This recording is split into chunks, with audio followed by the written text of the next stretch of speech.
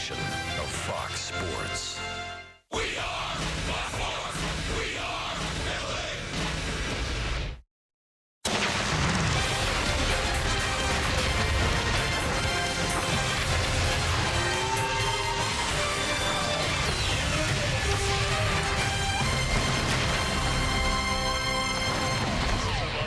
It's time for Angels Spring Training Baseball this afternoon from Tempe Diablo Stadium. The Angels get set to take on the Colorado Rockies. It is another glorious day here in the Valley. Warm weather, temperatures in the 90s today as the Angels get ready to hook up against Colorado for the second time in the last 3 days. Terry Smith along with Jose Mota. And Jose, beautiful weather for baseball. Angels in action here today. Let's talk about the hitting lately for the Angels. And the last time we saw the Rockies just a couple days ago on Thursday, a couple of Angel hitters who have been struggling a little bit this spring started to heat up. Well, you know what? Sometimes, Terry, you got to go out there and hit the reset button. And that was the case with Yadiel Escobar and also with Danny Espinosa. Yadiel Escobar is a proven hitter in the big leagues. He hit .304, ninth best in the American League last year, .314 before that with the Nationals. He's using the middle of the field. He's going to go out there and barrel some baseballs. He's right on track. Danny Espinosa, a lot of strikeouts coming into this game against Colorado, but there's a great approach of 2 strikes. He goes the other way. This is one that he says he'll remember for a long time as to how long he waited and what it felt like to be able to use the hands a little bit more. Now, remember, the challenge for him is to hit from both sides of the field. They're all very important, especially now when you get more at-bats on the adjustments you need to make to continue on the success onto the regular season. We're going to see a lot of the Angel regulars in the lineup today against the Rockies. Albert Pujols will be in there. Albert has played in 5 games for the Angels. He's hit safely in the last 4. Albert's feeling good, and the main thing is to watch him spray the ball around. 119 RBIs last year. He had 309 with runners in scoring position, and now we're seeing in spring training how well his legs are working in approaching the baseball and changing the plane of the bat. He's going the other way with the changeups away. The sliders he's seeing so well when he's taking 2, and it's also a plus to know, Terry, that every time Albert takes the field, we have never had to ask that question. Mike, how is he feeling today? Is he playing? No setbacks. That's also a plus for the Angels here thus far. Well, one thing we found out in spring training, it's always a fluid situation, and today is no exception. We thought Ricky Nolasco was going to pitch for the Angels. He will pitch in a minor league game. Yusmeiro Petit will be the starting pitcher for the Angels. He's just back from the World Baseball Classic. He was with Team Venezuela. Mike Scioscia talks about juggling a pitching staff here in spring training. Some guys just need to get to a certain pitch count, Jose, and work on some things as far as their pitcher-catcher relationship. So we'll send a catcher down there that'll be in our group so they can continue to work and grow together.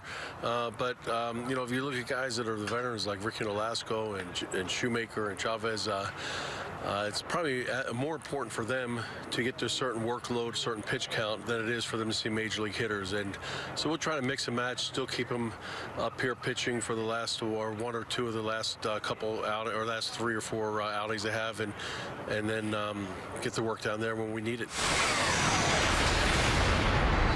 That's Mike Scioscia, and of course we're talking about Angels pitching right now. 2 of the relievers we're slated to see today are a couple of guys, Jose, who are certainly in the mix as far as the Angels closers roll. Well, the more you can go out there and face big league hitters now that they're going to go see more at-bats here in this part of spring training, the better off. So Andrew Bailey and Cam Bedrosian. Houston Street still out for another couple of weeks, they hope. Bedrosian just following up on what he did last year, which was a confidence that fastball is explosive up in the zone, and the slider much shorter. He's got a great job also with his mechanics and what he needs to do. Talking about mechanics, Andrew Bailey, also that's very important for him. What he needs to do to go out there and throw strikes and understand what Bailey is, not trying to overthrow, keep it quite simple, because of course he's got the most experience as a closer. Well, it certainly looks like the Angels, when they break camp, and again, we are a little less than 2 weeks away from opening day. Maybe 7 relievers will make the Angels bullpen, along with the 5 starting pitchers. We'll see 2 of them today, as we'll see Bailey and Bedrosian get some relief action here against the Rockies. Angels hoping to bounce back after yesterday's loss against the Rangers. We'll have the Angels and the Rockies. It's coming up next right here on Fox Sports West.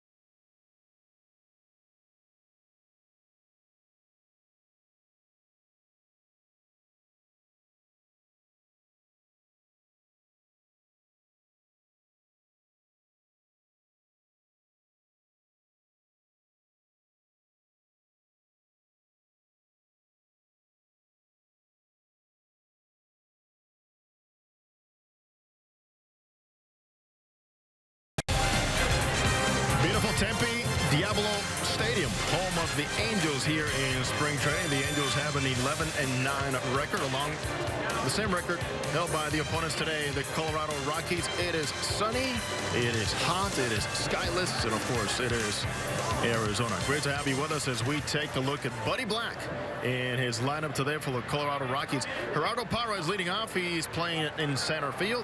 Alexi Amarista is at second base, batting second.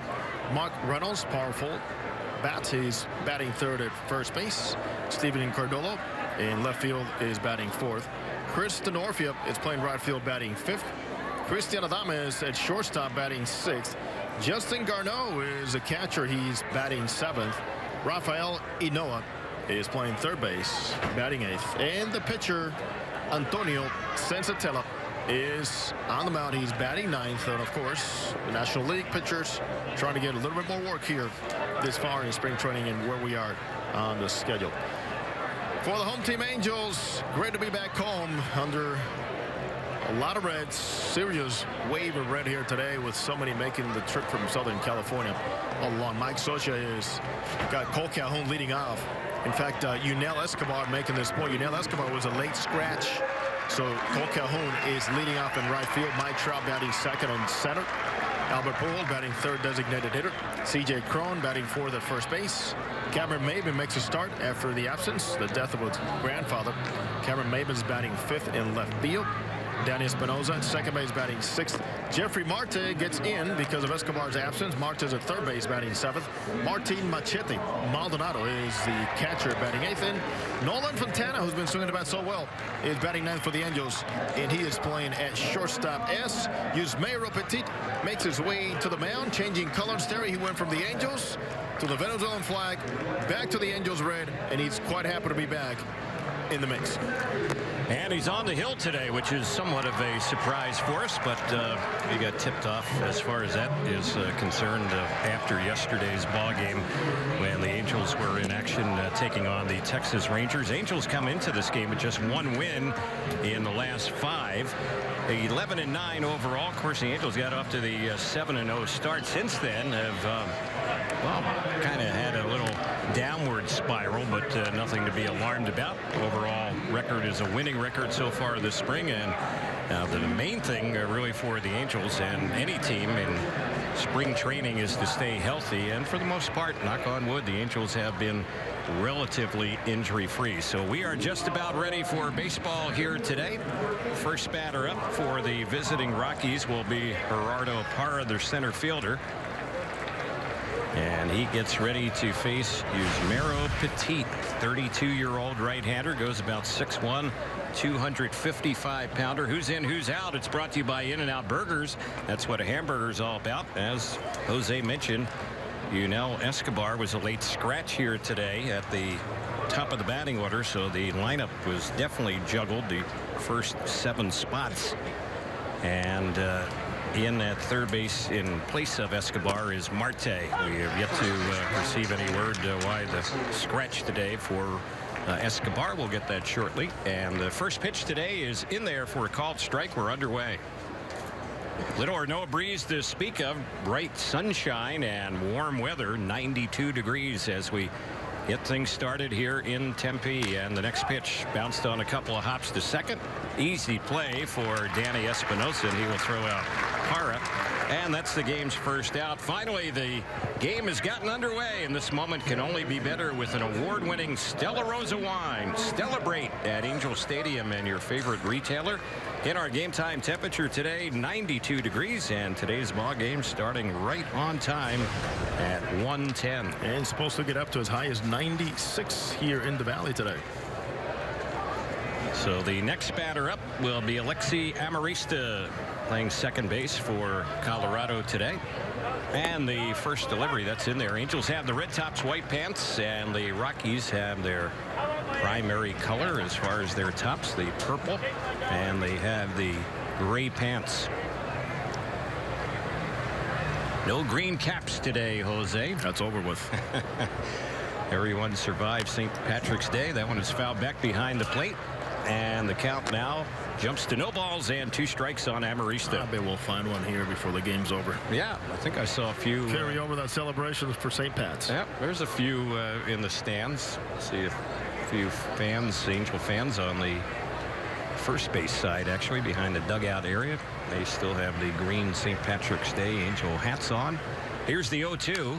That's fouled back to the screen. And the count remains no balls and 2 strikes. The top of the first inning. It's being brought to you by Rennick Subaru. Don't forget Subaru and the Subaru A Lot to Love event.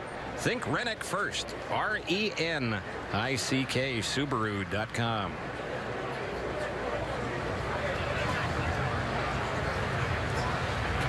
So Petit is in front 0-2. Next pitch. That's fouled back behind the plate.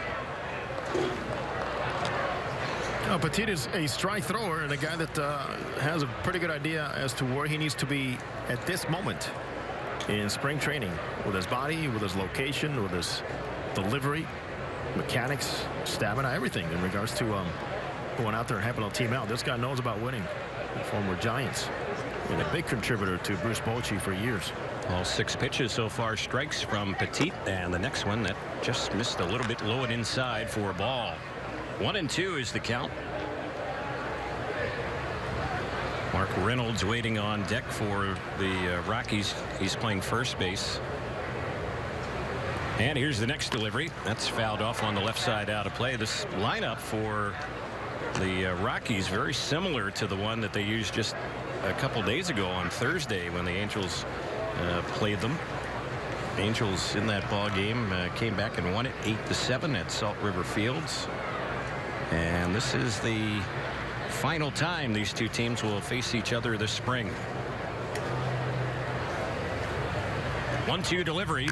Lifted foul left side. That's going to get back and out of play. So a pretty good battle going on here between Petit and the number 2 hitter, Amarista. Nice battle of Venezuelans here. Petit trying the backdoor breaking ball, see if he could surprise Amarista, but Amarista was quite aware of Petit's off speed, and thus his body was in a good position to defend and protect the outer half. This has been a long at bat here.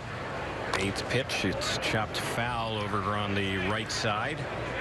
So it's still 1 ball, 2 strikes. Mentioned the Venezuelans matching up. Both the starting pitchers, each from country of Venezuela. We'll see Antonio Sensatella when the Angels bat in the bottom of the first. He's one of the better pitching prospects in the Rockies system, and he's had a nice spring for them.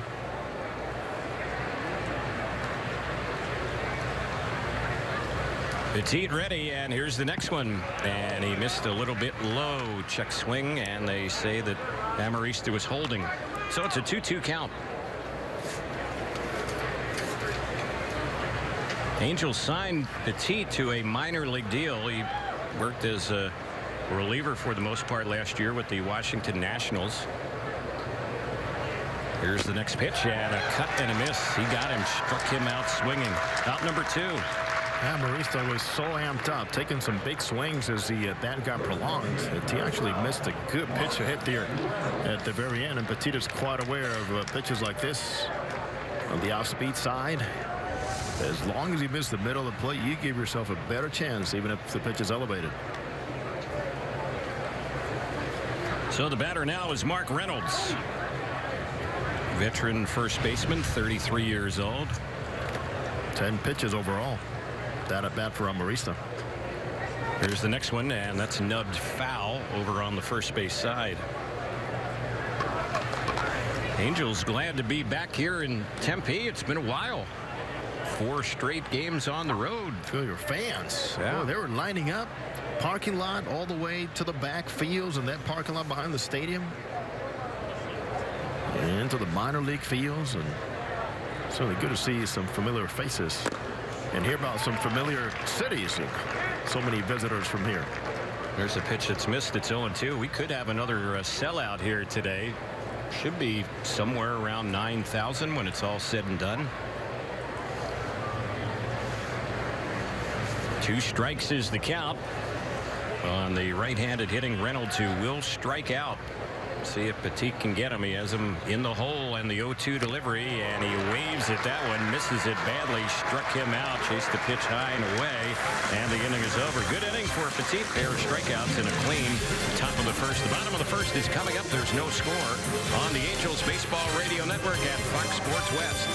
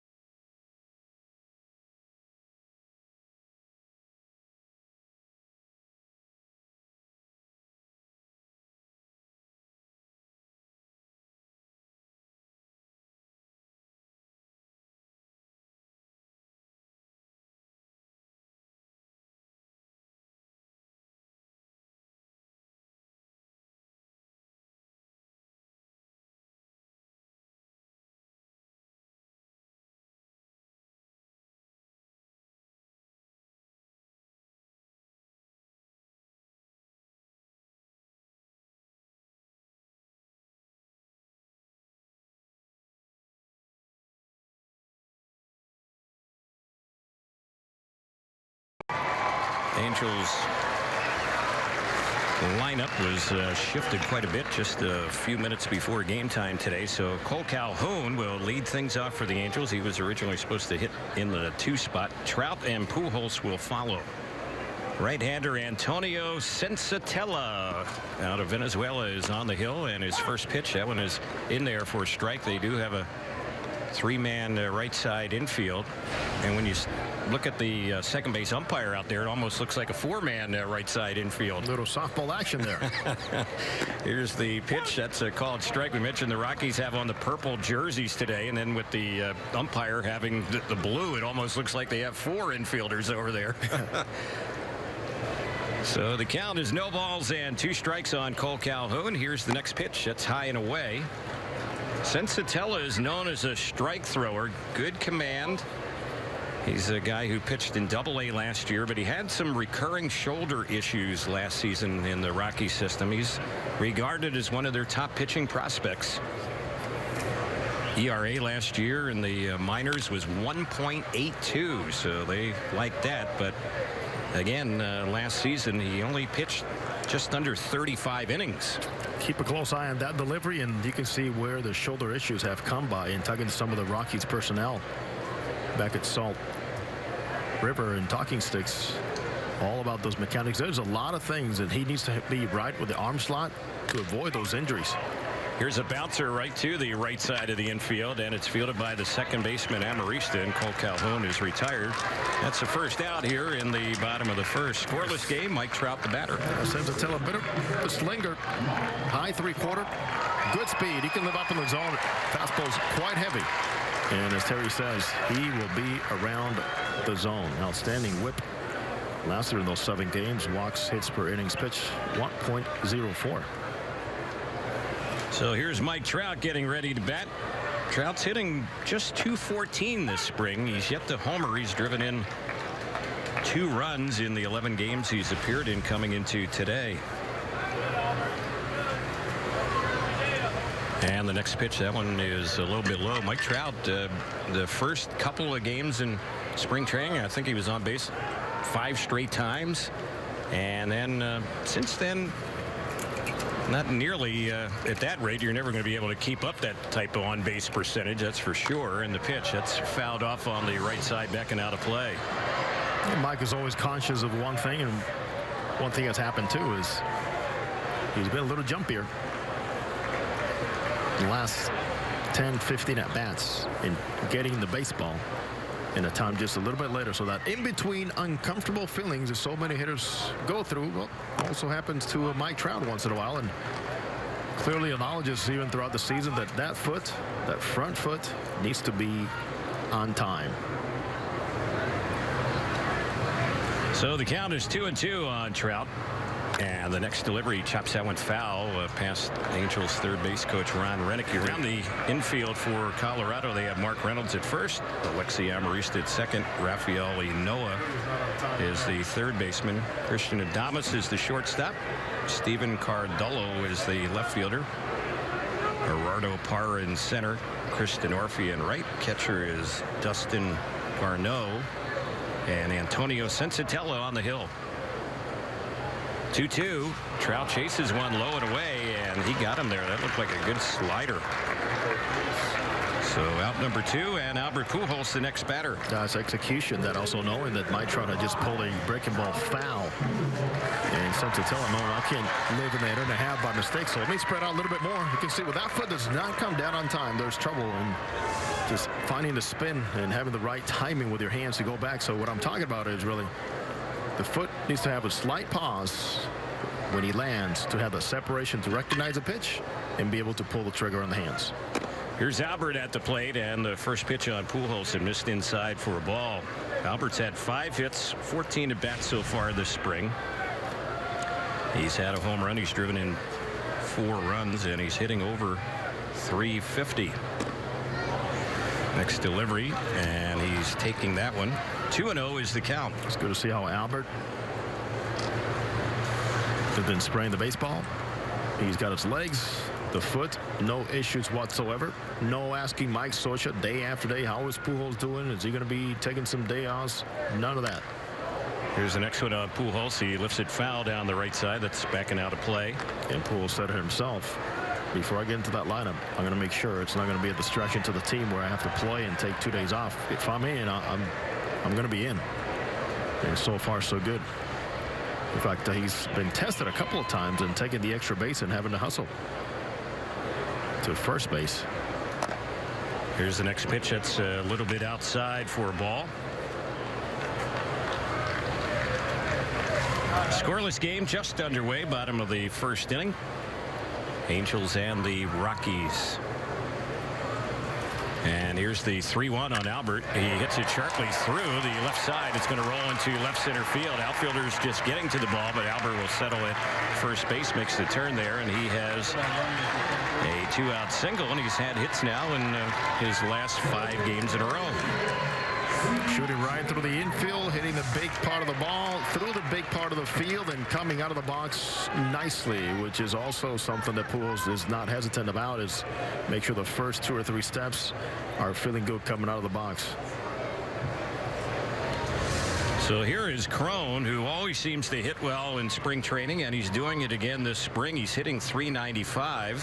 That's the 5th highest batting average of any player in spring training between Cactus League, Grapefruit League. And that's after taking an 0 for yesterday. Yep.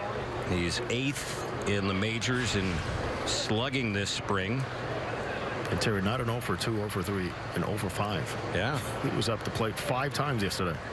I was a little bit surprised he would be in the lineup today, but we always can count on Crone getting his share of at-bats in spring training. Pick one guy every spring and go look at the at-bat separation. Somebody always has 15 plus, 20 plus more than the other guys. Right. So the count on Crone, 1-1. Albert leads off first, 2 outs, and the next pitch, that's a little bit inside and misses for a ball.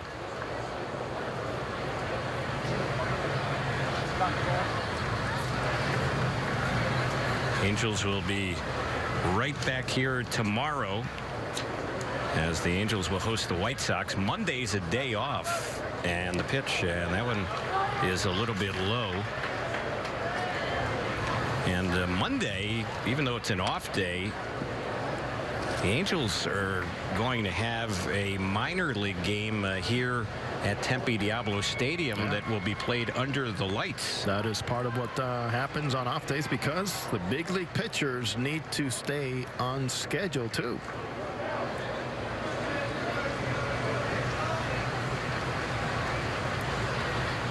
Here's the 3-1, and that one is ball 4.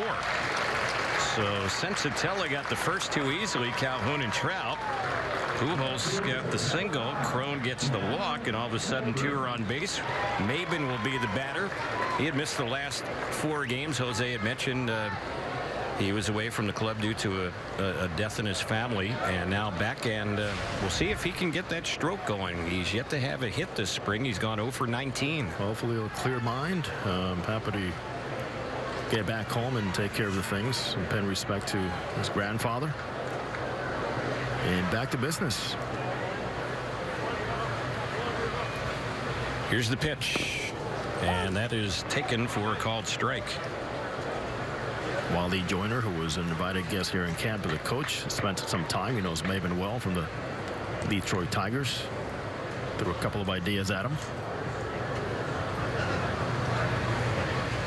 Here's the next pitch on Cam Maben, and he fouls that one back to the screen.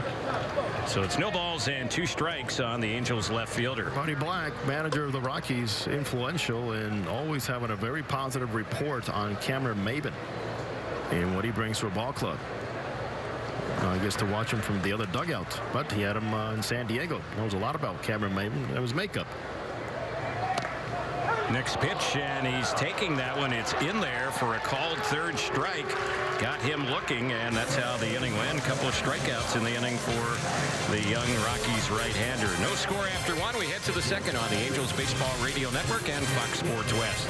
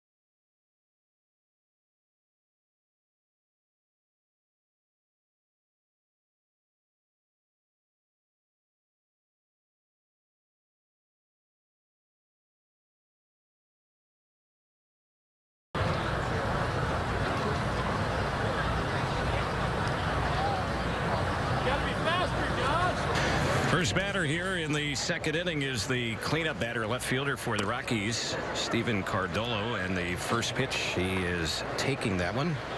And a miss for ball 1. It's 1 ball, no strikes. Cardolo, along with Denorfia and Adames, the middle third of the batting order against Petit, who retired 3 in a row in the first inning, last 2 on strikeouts. Here's his next pitch, and that's in there for a called strike. 1-1 the count.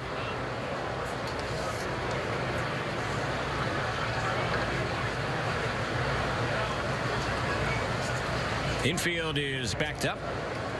The outfield not too deep, and the pitch that's popped foul on the right side out of play. Cardolo played in 27 games for the Rockies last year. Hit just .214. He's having a good spring for them. He's hitting over .360, and he's driven in 12 runs this spring for the Rockies. As he has progressed throughout the spring, so has progressed the responsibility of seeing more out of him in the middle of the order without the regular players involved here. Here's the next delivery, and that one is lifted foul on the right side. That's backing out of play. So DJ LeMahieu, Carlos Gonzalez, Ian Desmond, who is hurt, fractured hand, suffered hit by a pitch. Nolan Arenado, Carlos Gonzalez, the bigger names missing here today for the Rockies. Rockies with a number of those players Jose alluded to playing in the World Baseball Classic. There's a pitch a little bit low. Check swing. Jake McGee, member of Team USA. Do or die. Dominican against USA tonight. That's right. The winner advances in the World Baseball Classic. The loser goes home. Malacasa back to spring training. Team Puerto Rico, congratulations. Excellent job. Oh, and people are singing the praises of Yadier Molina, aren't they? Unbelievable. What a leader. Along with the youngsters, Javier Baez, Francisco Lindor, Carlos Correa playing third base voluntarily. I mean, just never skipping a beat. Here's a high fly ball that's lifted well into left center field. It's out by the wall and gone.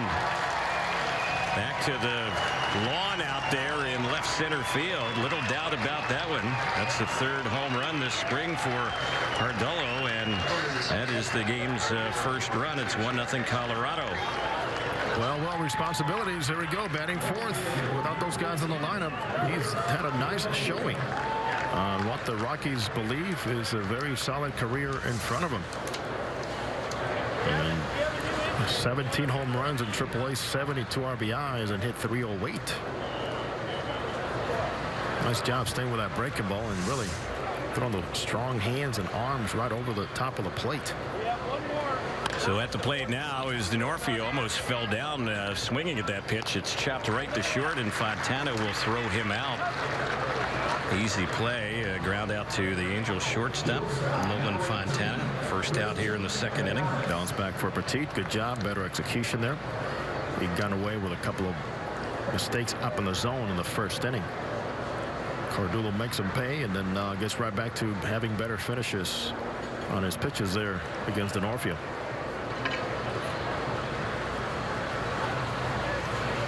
So stepping up now is Adames, who's playing shortstop, switch hitter. Reserve player for Colorado last year. Got into 121 games for them, hit .218.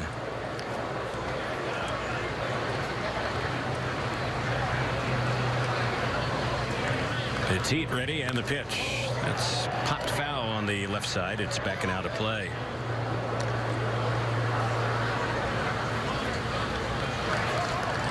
Took Adames 7 minor league seasons before he got to the big leagues. Spent 2 seasons in the Dominican Summer League, rookie ball.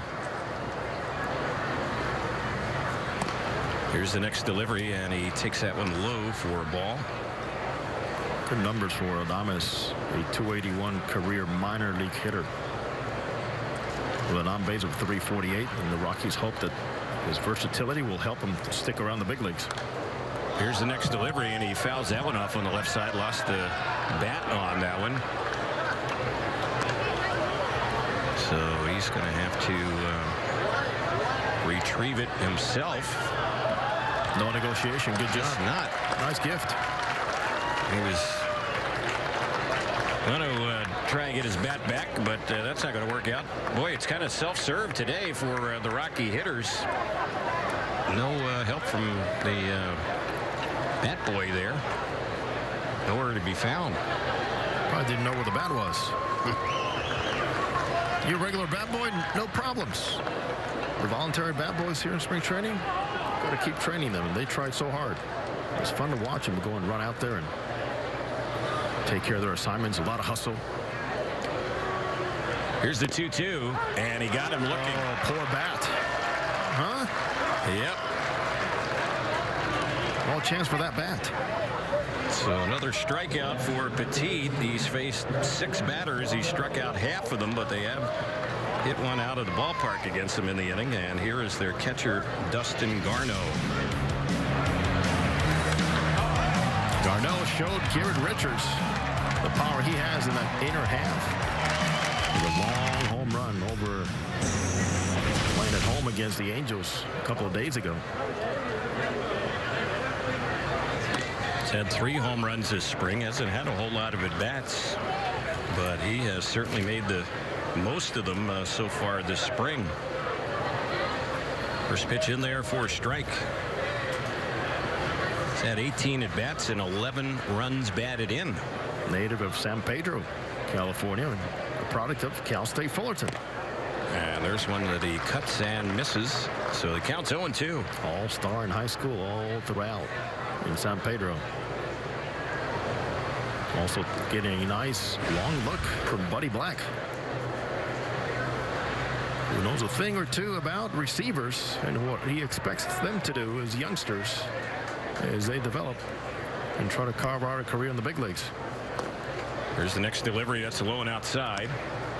And the main thing, Terry, is communication. Take charge. You were just talking about Yadier Molina, right? Yeah. Yes. Salvador Perez. These guys go out there and just take charge. Jonathan Lucroy.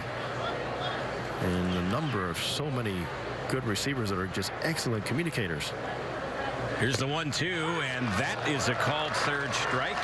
And out looking is Garneau. So 4 strikeouts for Petit here in the first 2 innings, but they touch him for the leadoff homer. And as we go to the bottom of the 2nd inning, it is 1-0 Colorado on the Angels Baseball Radio Network and Fox Sports West.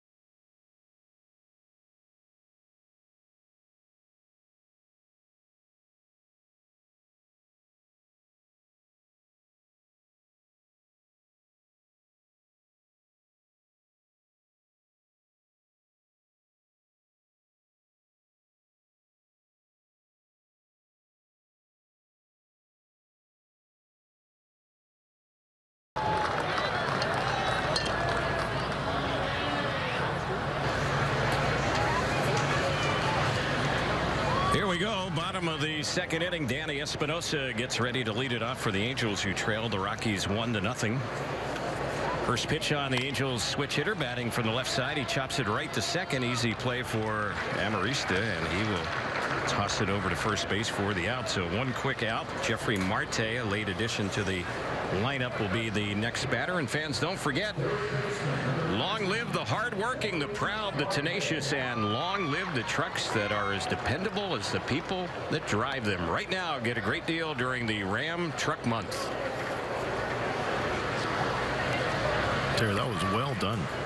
It was great communication there. Thanks for passing that along. So here is Jeffrey Marte getting ready to bat. And there's a pitch in there. You teach me something every day. Well, I'm always there to try and lend a helping hand. You know that, Jose. And mentioning communication, it's always good to have open lines of communication, not only in baseball, in sports, but in life. Any line of work for that matter. Learning something every day. There's a pitch that bounced in, and that caught the foot of Marte, so he is hit by the pitch. Well, Jeffrey was not supposed to be in the lineup today, so now he takes a bump with him.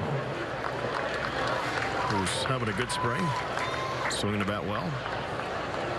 But when we ran into Jeffrey Marte yesterday in the parking lot after the game, and he was telling us, you know, the numbers don't show it. He goes, but I feel so good at the plate. He actually was saying to us both, I'm ready for the season to start now. Yeah, he's not, he doesn't have a question mark next to his name this spring, where certainly he did last spring. Correct. But he's playing with a lot of confidence, and he's done a real good job.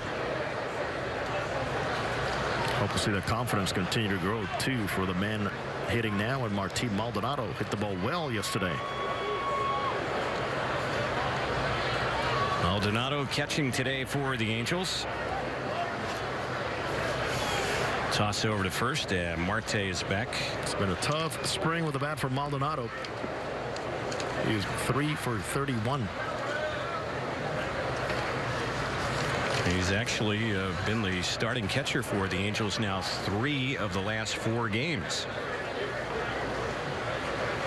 Here's the pitch. That's fouled back behind the plate. And the count on Maldonado. It's now no balls and 2 strikes. Good swing, good path. But as Mike Socha was addressing to me yesterday, and Dave Hansen worked with Maldonado, the top hand, sometimes he's getting a little bit weaker as he starts and goes through the zone, thus dropping that barrel.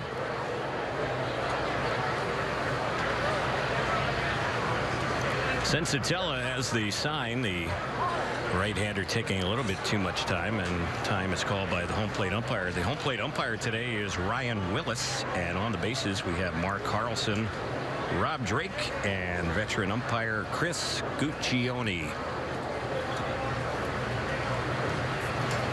Next delivery, and that's fouled back to the backstop. So we'll do it again with the count 0-2. Nolan Fontana waiting on deck. Last few days, the Angels have made some roster moves.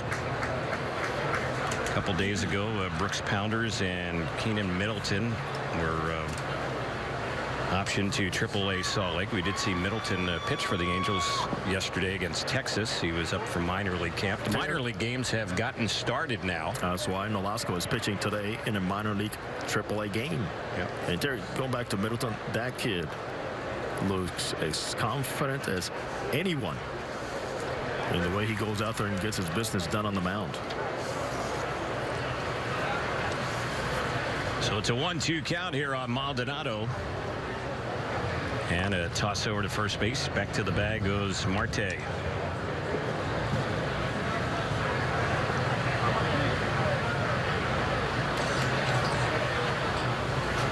Sensatella on the mound, especially with a runner on base. He tends to slow things down a little bit out there on the mound. He's working from the stretch and the pitch. That's a low, smothered by the catcher Garneau.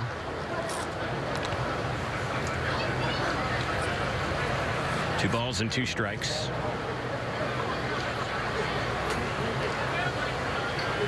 Tempe Diablo is jam-packed today for the Angels and the Rockies.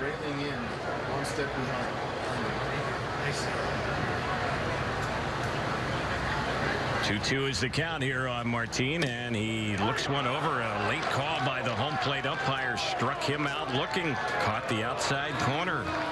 And already we're seeing a lot of batters take called third strikes. 2 of them last inning for Petit against the Rockies, and Maldonado is the second Angel batter to get called out looking. Let's talk about the presentation from Justin Garneau. And Maldonado knows all about that. You present it well. You don't want to move that arm too quickly, and the umpire's going to believe you and follow you. Here's the pitch. That's a strike on the inside corner. Also, Terry, connection with Garneau, of course, in Cal State Fullerton. John Wilhite, whom we have a chance to always talk to, and the Angels are so gracious and generous in their time and allowing him to be part of the organization. He's here. And the Angels dug out on the railing, and the pitch that's lifted in the air in a left center field, and it's by the center fielder Parra. This is trouble. The ball rolls all the way out to the warning track. A run will score going into third base, and sliding in there with a 2-out triple is a guy who's been driving in a lot of runs lately, and that is today's shortstop, Nolan Fontana. He is seeing the ball so well. It seems like every time he finds something good to hit from the middle out, he smokes the ball with a lot of authority the other way. And that barrel stays so well out over the zone. He is a guy that strides on time, sees the ball get into that hitting zone, stays inside of it, and once again does it here. Well, Fontana yesterday had a 2-run triple in the second inning. He drives in another run in the second inning with another triple today. And now we'll see with 2 outs if Cole Calhoun can bring him in. It's a 1-1 game.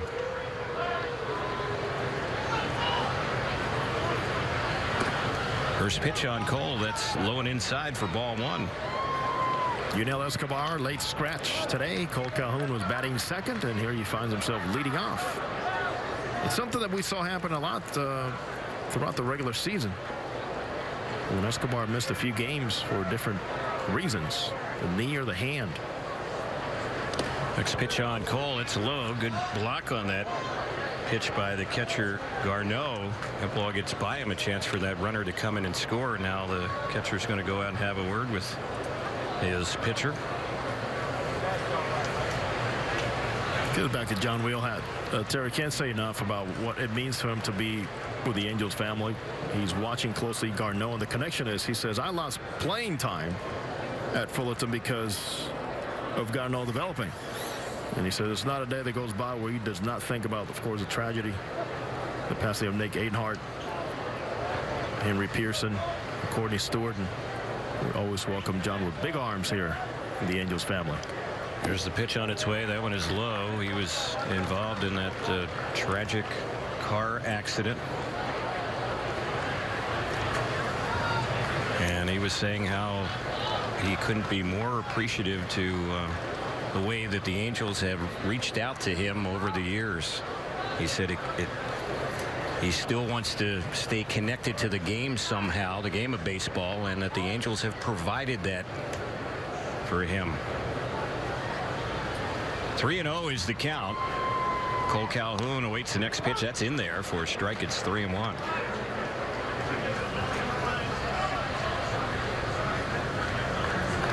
Cole Calhoun, a well-earned multi-year contract. He represents everything you want a player to be about on the field. Here's the next pitch, and this one is popped foul over on the left side. It's going to get back to the seats down there, out of play. Angels and Calhoun first agreed to a 1-year deal to get arbitration out of the way, but throughout that whole process, there was always a talk of reaching a multi-year deal, and he could not be happier to get it done. Guy that Terry is always so happy about getting the prolonged time at home, because this is home. And with a new baby, even better. Yep. From the Phoenix area, and the pitch that's lifted down the left field side. It's tight to the line, down in the corner. It drops just foul. More of those, and you will see the shifting be thrown out on Cole Calhoun. And he's trying. That was so simple. On occasion, we've seen him do that, especially against some left-handers during the regular season, where he just goes out there and strides a little bit early and points middle the other way, and actually kind of slants his bat to do exactly that, get some slice going the other way. Calhoun usually on top of the plate, kind of crowds the plate with his stance, and he chases that inside pitch there, and he got him swinging, struck him out to end the inning. So here in the bottom of the second, the Angels matched the run that the Rockies got in the top of the inning, and we've completed 2. We're tied at 1 on the Angels Baseball Radio Network and Fox Sports West.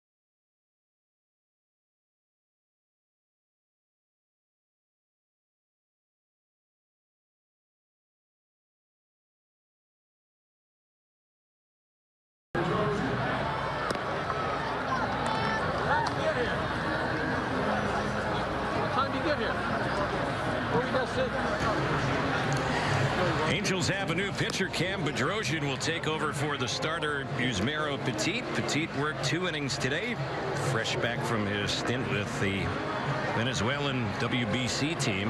And in Petit's 2 innings, he faced 7 batters. He struck out 4 of them. He gave up 1 hit. That was the homer to Cardullo.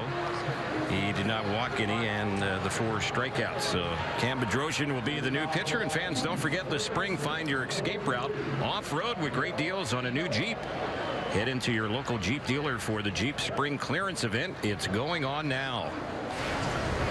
As Bedrosian gets ready to work here, facing the Colorado Rockies. This appearance for the right-handed reliever is 4th this spring. In 3 innings, he's allowed 2 hits, no runs, 1 walk, 4 strikeouts, 0 ERA. He is in a battle with Andrew Bailey right now to be the team's opening day closer. And the first pitch is a ball. The count 1-0. We are expecting to see Bailey pitch today as well. Who knows? He could be replacing Bedrosian. We'll see how Mike Scioscia maneuvers his bullpen as we move on in this game. There's a pitch in there on the leadoff man in the inning, the 8-hole hitter Inoa, and the count even. It's 1-1. Always like to see these moves with Mike Scioscia and Charles Nagy map it out where the closer or main guys out of that bullpen come in early in games or right in the middle of the games before the lineup spins around when you see a lot of guys that are inexperienced. The better the challenge, the better you're off. And setting hitters, finishing hitters, sometimes you got to get knocked around, find out more about what you're doing right or wrong. And for Cam Bedrosian, the opportunity to be a closer is right in front of him. Bedrosian is set. He's in front. Here's the 1-2 pitch, and that misses low and inside.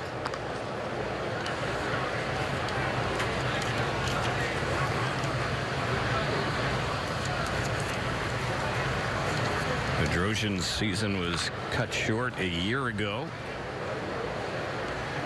Had a problem with his middle finger. There's a ground ball hit on the first base side. Boy, that was a heck of a play over there, over on the first base side by C.J. Cron. That was a Gold Glove play. They get the out on the leadoff batter, Inoa. Oh, yes, it was. To his right.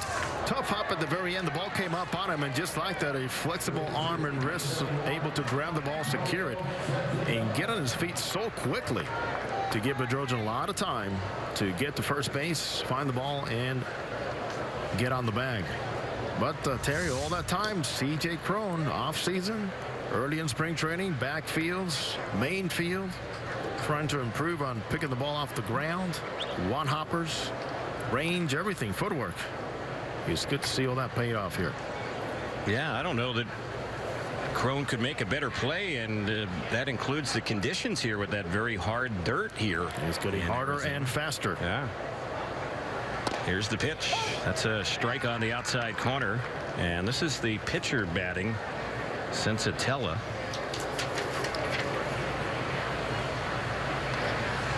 Buddy Black wanting to have his pitcher bat here today, and he makes some contact, rounds the ball on the right side, fielded there by Espinosa. The shortstop flips over to Cron, easy out on the 4-3 grounder. 2 are gone, and Gerardo Parra, the leadoff man, will be the next batter. Fans, don't forget this copyrighted broadcast presented by Authority of Angels Baseball may not be reproduced or retransmitted in any form. The accounts and descriptions of today's game may not be disseminated without the expressed written consent of Angels Baseball.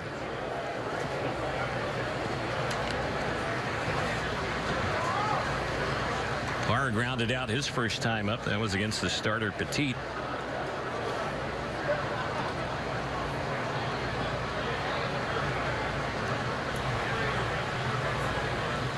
Infield is backed up except for Marte, and the outfield playing Parra a little bit the opposite way. He takes the first pitch for ball 1. And the new generation staffs and things that are kept track of, one of the things that really distinguishes Bedrosian is his high spin rate on his fastball. He said he had no idea about it until a couple of people pointed it out. He has one of the best spin rates on his fastball, and he said it really comes down to what his dad, Steve, former Cy Young Award winner, taught him as a kid, to stay behind the baseball and to really make the arm extension with the wrist as fluid as possible at the very end. So Terry, he's among the best in getting the spin on his fastball. Does you see a lot of foul balls on fastballs on guys thinking they have it all measured up, but certainly unable to. Here's a pitch that is cut on and missed. 2-1. His dad used to tell him as a youngster, out front and get that wrist at the end. Good example on that last pitch. Here's the 2-1 pitch, and that's cut on and missed. And that pitch right there is the most improved one he's had. It's just tightening that breaking ball when he first came up, and even as a starting pitcher. It was a big loopy curveball that, of course, fooled a lot of minor league players, but once he got to the big leagues, it was a different story. Just hung around the zone way too much, and then the tightening started, and he's a different guy. Here's the next delivery. It's grounded just out of the reach of Marte, the third baseman. It'll roll out to Maben in left field. So that is a 2-out hit for Parra. Inning continues here for Colorado. Amarista will be the next batter. So, Jose, when you're talking about the spin rate for our fans watching the game today on Fox Sports West and listening on the Angels Baseball Radio Network, are you talking about the ball is rotating more? Rotating more. Spinning more? And usually don't hear more about spinning on a fastball, so everything's coming back. It's backspin, right? When we talk spinning and revolutions on a breaking ball, it's a total opposite. It's going in the other direction, dropping down. So the plus on Bedrosian is he gets so much spin on his fastball that even at 91, 92, say a low fastball for him, seems a little bit faster, and hitters have a tougher time squaring it up.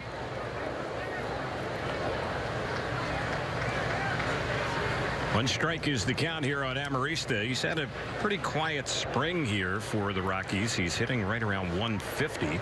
0 for 1 today. A strikeout his first at bat, and he fouls that one off on the left side out of play.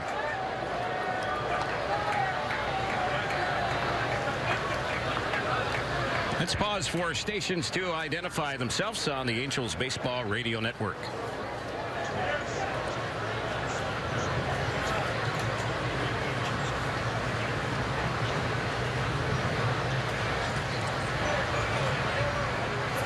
Terry Smith, Jose Mota, our producer engineer is Jorge Sevilla. Great to have you with us here on this Saturday. And the pitch, a broken bat bouncer hit right to Crone, right next to the bag, and he just has to move his foot on top of the bag, and that's how the inning will end.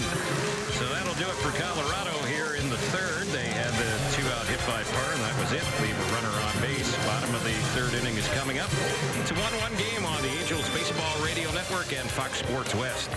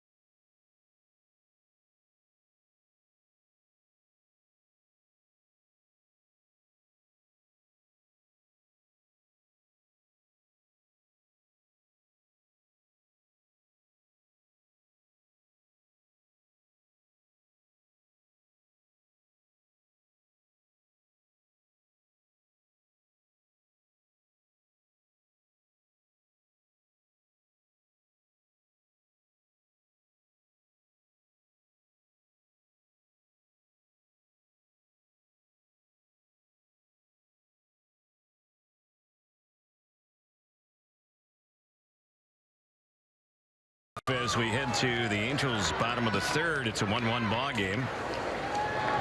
Trout struck out his first time up. They play the infield back and straight away against Mike, and the first pitch he takes it low and outside. 1 ball, no strikes.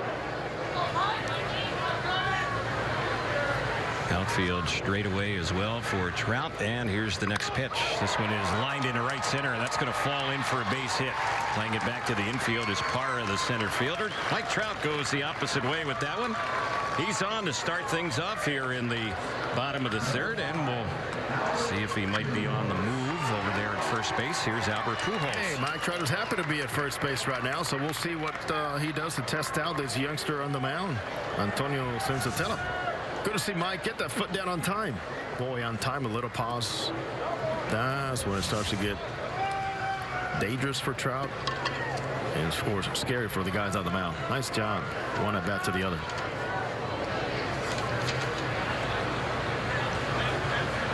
Here's the next pitch. Albert takes that one, and that's a strike on the outside corner. Terry, he says early in camp that he's looking to perhaps steal more bases than last year. Maybe reach the 40 mark.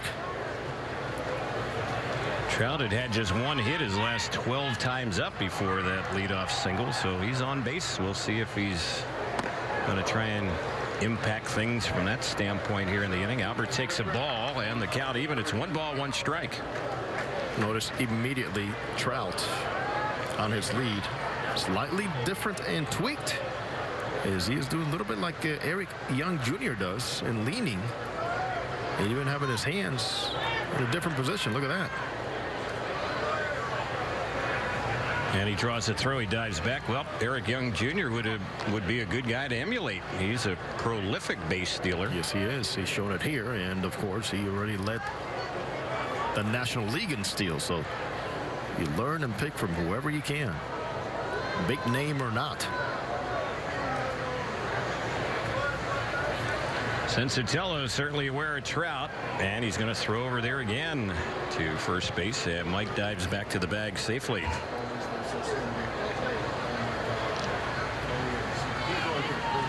Middle part of the infield is playing it backed up.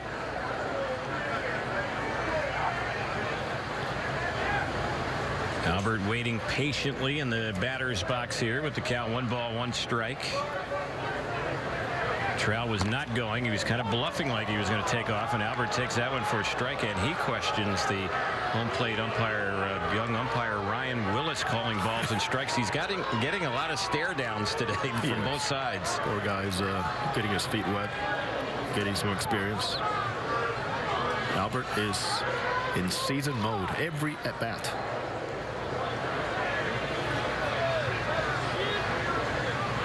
So it's a 1-2 count on the Angels DH Albert Pujols. Again, a throw to first. Trout is back.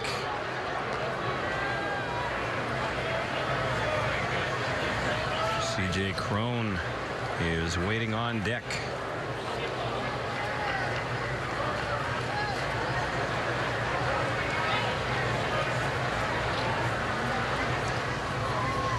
Here's the next delivery on Albert. It's low and outside.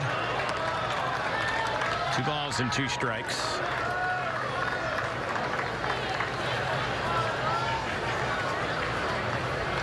Senzatella is nearing 50 pitches. He came into this game. He had thrown 11 1/3 innings for the Rockies. He had not had a walk this spring until today, and the pitch, and Albert waves at that one. That was a nasty pitch, low and away. Good looking slider, it looked like, struck him out. It certainly was, Terry. Boy, he's come sometimes across his body even more in certain counts. He does a good job hiding the baseball, and he is a slinger. He's thrown it out there, quick wrist release, heavy fastball, as he talked about earlier, Terry. And I was just talking to Paul Egan's, who is a director of baseball operations for the Rockies, and he says we are elated to see how this young man has progressed. Egan's sitting over to our left and saying he had a tough year last year with the injuries, but also his mother passed away, and we just happen to have him back in the fall to playing baseball again.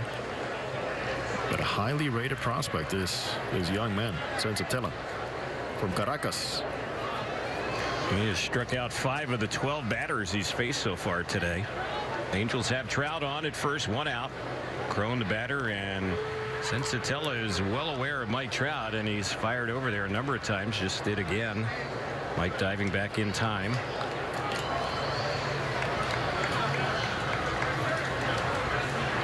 Cron walked his first time up. Being the Angels' top hitter this spring. Here's the pitch, and this is a pop-up on the right side, shallow right center. The second baseman, Amaristo, will be called off by the right fielder, and making the catches, Denorfia. So that did not travel very deep at all in right center. That's the second out. Cameron Maben will be the next batter. Now, this might be a pretty good time for Trout to run. If he steals the base, then he gets into scoring position with Maben batting. If he doesn't steal the base and he's caught stealing, well, then you have Maben leading the inning off next inning. You got to take a chance here somehow. Sensatella has picked over 7 times. And each time he's been able to change Trout's approach at first base. Sometimes you can see, even tell from up here when he's not running. Trout has had 1 steal this spring, and there's a ground ball base hit for Maben, his first hit of the spring. He chopped it just out of the reach of Adames, the shortstop. He was first ball swinging, and Cam Maben, who had gone 0 for 20 before that hit, can a little smile on his face right now. He broke the ice. He wants a baseball. Not that he hasn't been hitting the ball hard. I mean, he's made some good passes at the baseball. At times, because if you're looking for a base hit, he's altered his swing and approach. But for the most part, we've seen a guy that has fit in very well and has worked extremely hard. It's hit a lot of line drives right at people. But Terry, to get that first one out of the way, oh, goodness. So here is Danny Espinosa with runners at first and second. Trout could only move up 1 base on the hit by Maben. That ball was hit on the left side. And here's the first pitch. That's a fastball up and in on Espinosa, batting from the left side, the switch hitter. He grounded out to second his first time up. It's a 1-1 game. We're in the bottom of the 3rd inning. Saturday afternoon baseball here from Tempe Diablo Stadium. Here's the delivery that's lined into right field, and it's going to drop in front of Denorfia for a base hit, being waved home as Trout thrown to the plate. He's safe. Ball gets away, and the Angels will have runners at second and third. It's a 2-1 Angels lead.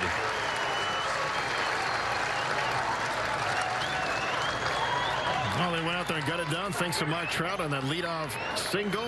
The pressure on the pitcher, Sensatella. After a big outs from Pujols and Cron, Maben keeps it alive, and now Danny Espinosa himself gets on top of one and rolls those 2 hands nicely.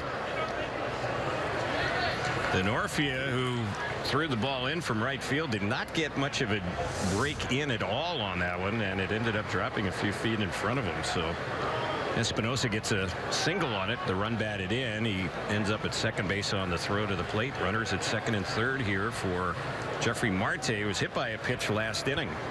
Hit could mean a couple more runs. Angels have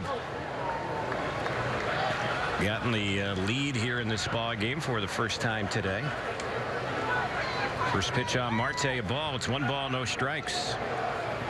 Marte, 15 home runs last year, only 258 at-bats.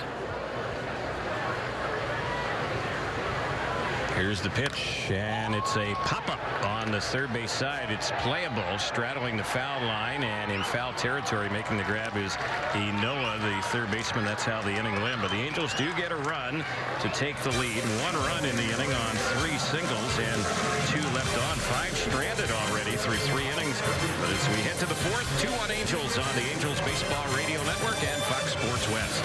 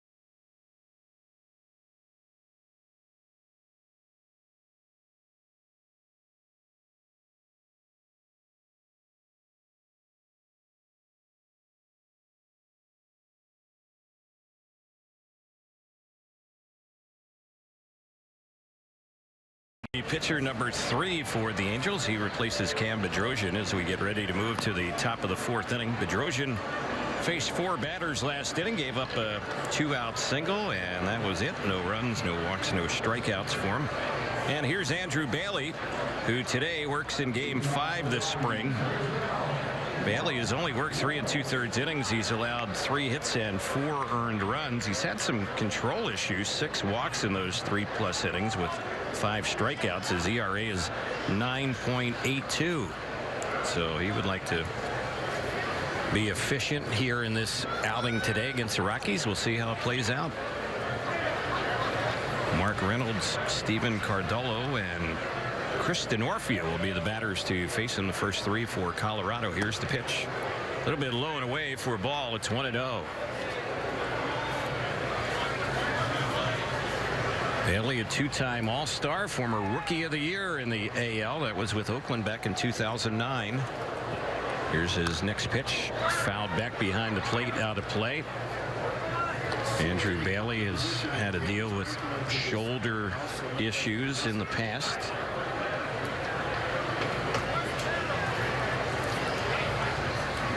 One ball, 1 strike on Reynolds, who struck out his first time up. Terry, something the Angels are doing this spring is the first baseman way off the bag. Crone over at first base today. There's a pitch high and in. He's maybe about 30 feet or so off the first base bag. That is a hustle play by the first baseman on anything hit to his right. Get back to the bag on time. But we see more teams implement this. And I'll say it again, the best one I've seen doing that, Mike Napoli. Now with the Rangers again. 2-1 delivery, and that one is chopped foul right by the plate. 2-2. Of course, to get to that point, you have to have a lot of trust in the guy playing first base that he has time to get back, and he has the ability and the quickness to get back. So that's why the improvement on C.J. Cron, Terry, has kind of led to this right here. Pujols, when healthy, is one of those guys too, is willing to take a chance and dictate a lot of what happens defensively and what he thinks the hitter's trying to do, and taking away that hole between first and second against right-handers. 2-2 pitch, and that one is fouled off on the left side. Reynolds, who's batting, has never been a real good 2-strike hitter. Of course, there aren't a whole lot of real good 2-strike hitters to begin with, but Reynolds has been a high strikeout guy, certainly in his major league career. Terry, as we know, 2 strikes in the big leagues, it's panic mode. Yeah. There's too many good things that could happen for a pitcher and for you to whiff. Here's one that's fouled back. Reynolds, there was a stretch from the 2008 season to the end of the 2010 season. So we're talking a 3-year stretch right there where he struck out 638 times. That's over 200 strikeouts a year. And when he runs into them, he runs into them. He's had years of 44 home runs, 32 home runs, 37 home runs. Boy, that last pitch right there, Bailey thought he had him looking. I think Reynolds was kind of holding his breath. He got the call go his way. It was called a ball, so it's a full count. So we'll see what happens on the payoff delivery as Andrew Bailey delivers, and it's lifted high in the air down the left side, chasing and not seeing that ball down the left side and having it land not far from him is Marte in foul territory. Just lost the ball, and Maben wasn't able to come in fast enough. That ball should have been caught, but he lost it in the sky here. Saw it happen, same direction, left field line, foul territory a couple of days ago. It's a dangerous zone. Once that sun gets up there, you take your eyes off of the ball for 1 split second. That ball was in the air forever, and it ended up dropping maybe 10-12 feet away from Marte. So this has been a long at bat here as Bailey and Reynolds, the leadoff man in the inning for Colorado. This is the next pitch, and this one is skied on the left side, the 9th pitch of the at bat. Let's see who's going to call for it. Marte is over there, and the third baseman will make the grab. So he ends up making a put out against Reynolds after all. And that's the first out here in the inning. Fans, don't forget to join the Angels for spring training here at Tempe Diablo Stadium. Now, coming up on March the 24th, the Angels will be hosting the Seattle Mariners. That is a Friday night game here at Tempe Diablo. Fans will enjoy a post-game concert performance by Gavin DeGraw. You can visit angels.com/promotions and purchase your tickets today. The game will start at 5:10. A late afternoon start and take us into the evening hours here at Tempe Diablo Stadium. Rock it out. Hear the music. So one away. Here is Cardullo, and the first pitch to him, he takes it for ball one. It's 1 ball, no strikes. He has driven in the only Rockies run so far. That was a leadoff homer he had in the second. Well, it took 9 pitches to retire Mark Reynolds, and Bailey gets it done. He took at Bailey's ERA at 9.82. And here's a story about certain guys and how you have to evaluate them. Next pitch right in there. First time out, 1 inning, scoreless. Second time out, 2/3 of an inning, 1 hit, 3 walks, 4 earned runs. Since then, 2 scoreless innings. So everything's leaning towards that 2/3 of an inning when he was his own worst enemy, walking 3 guys against the Cubs and costing him with 1 hit, 4 runs. So we're going to look beyond the big 9.82 and what's happened in the other outings he's had.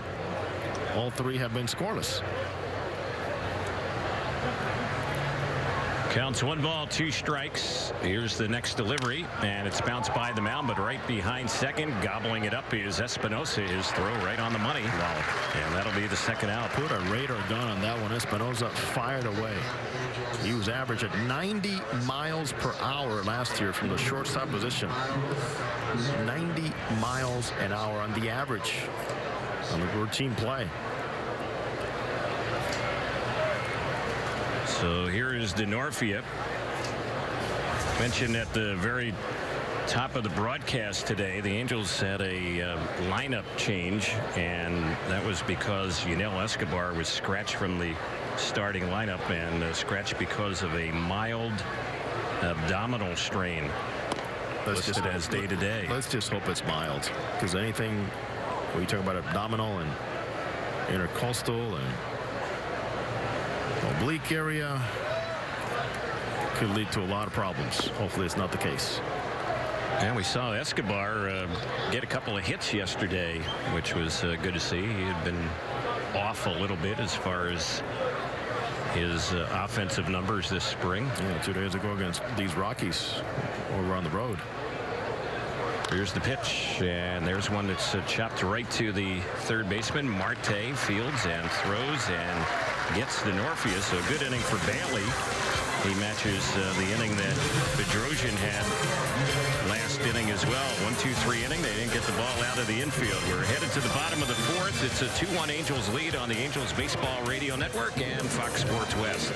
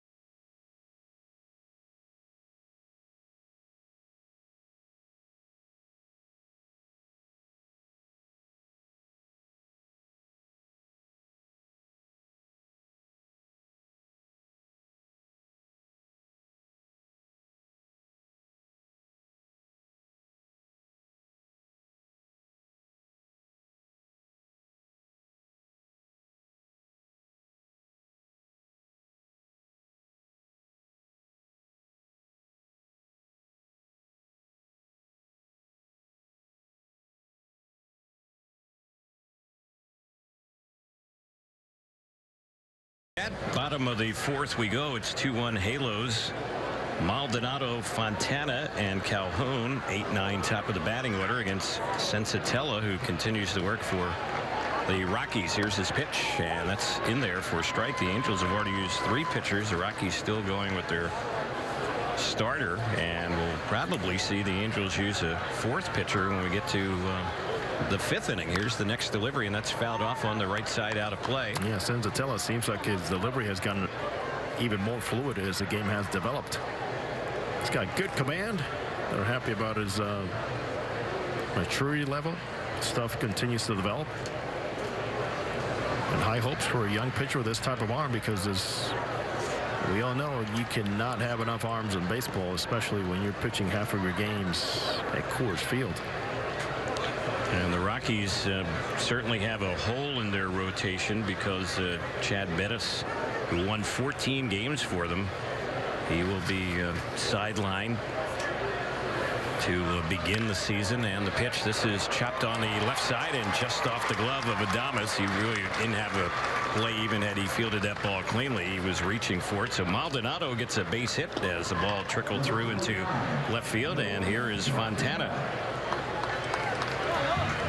I was mentioning Bettis and the fact that a guy like Sensatella may be on the radar screen to win a spot in their rotation here this spring.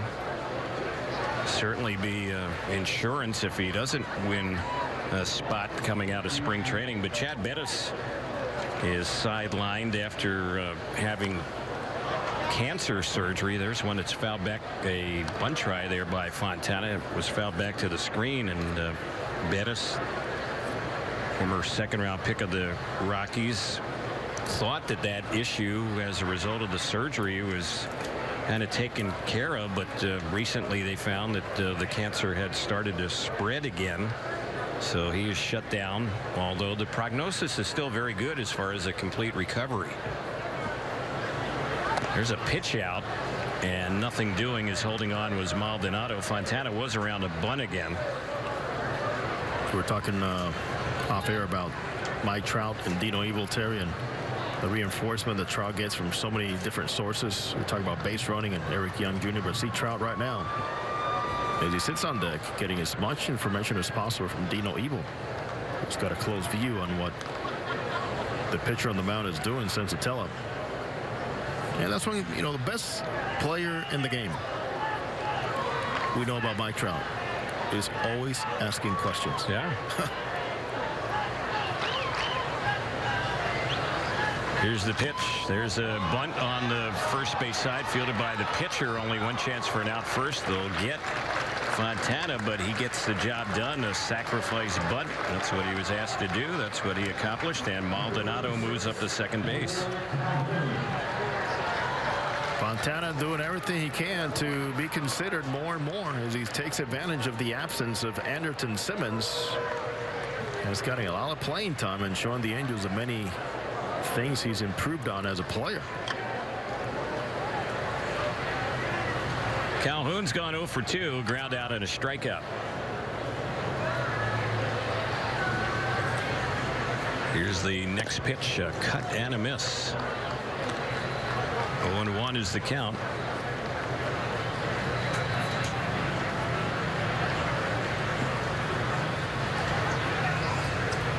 Shift on against Cole Calhoun. The shortstop Adames is almost directly behind second. Here's the next pitch on Cole. He goes the opposite way, lifts it foul in the air down the left side. That's going to head back to the seats. Fans, don't forget you can register your little angel for the 2017 Junior Angels Kids Club for only $18. Members receive 4 ticket vouchers, a t-shirt, a coupon for a free large pizza, and more.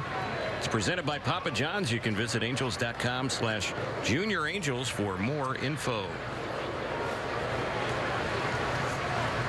So it's a 2-strike count here on Cole Calhoun.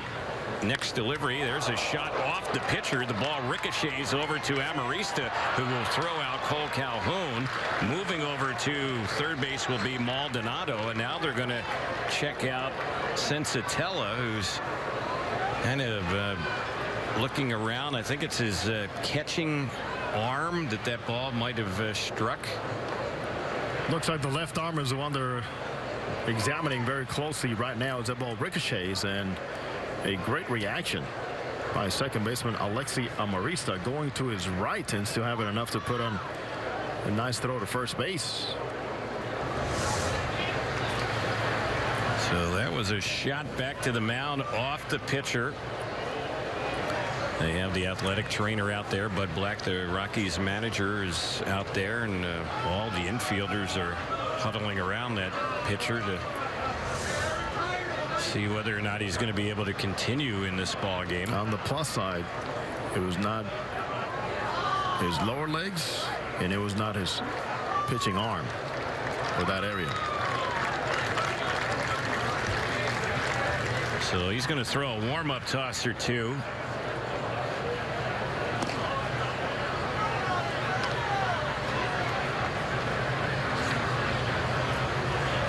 They do have Matt Flemmer warming up in their bullpen. Sensatella appears to be okay. We'll see if they let him continue, and Bud Black is still pondering what to do here. He's going to have a word or two with Sensatella just to be convinced by the pitcher that he's all right, and apparently he's convinced everyone he's going to stay in the game. Buddy Black, a little sense of humor as always. Had Sensatella smiling there at the end. Probably dropped a little Spanish on him. During the warm-ups, everything seemed to be just fine for Sensatella in the way he was holding his glove. So here's Mike Trout.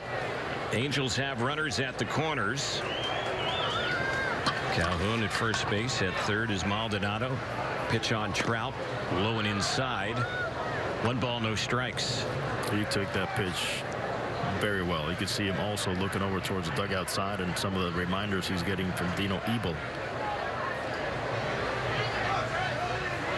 Here's the next one on Mike, and that's low and away. 2-0 the count. Now the Angels have a 1-run lead. Have a chance to add on here. The Angels have also left 5 on base. Should say a runner at third right now for the Angels. They did get Calhoun on that one that ricocheted over to Amarista, so Calhoun was out on that play.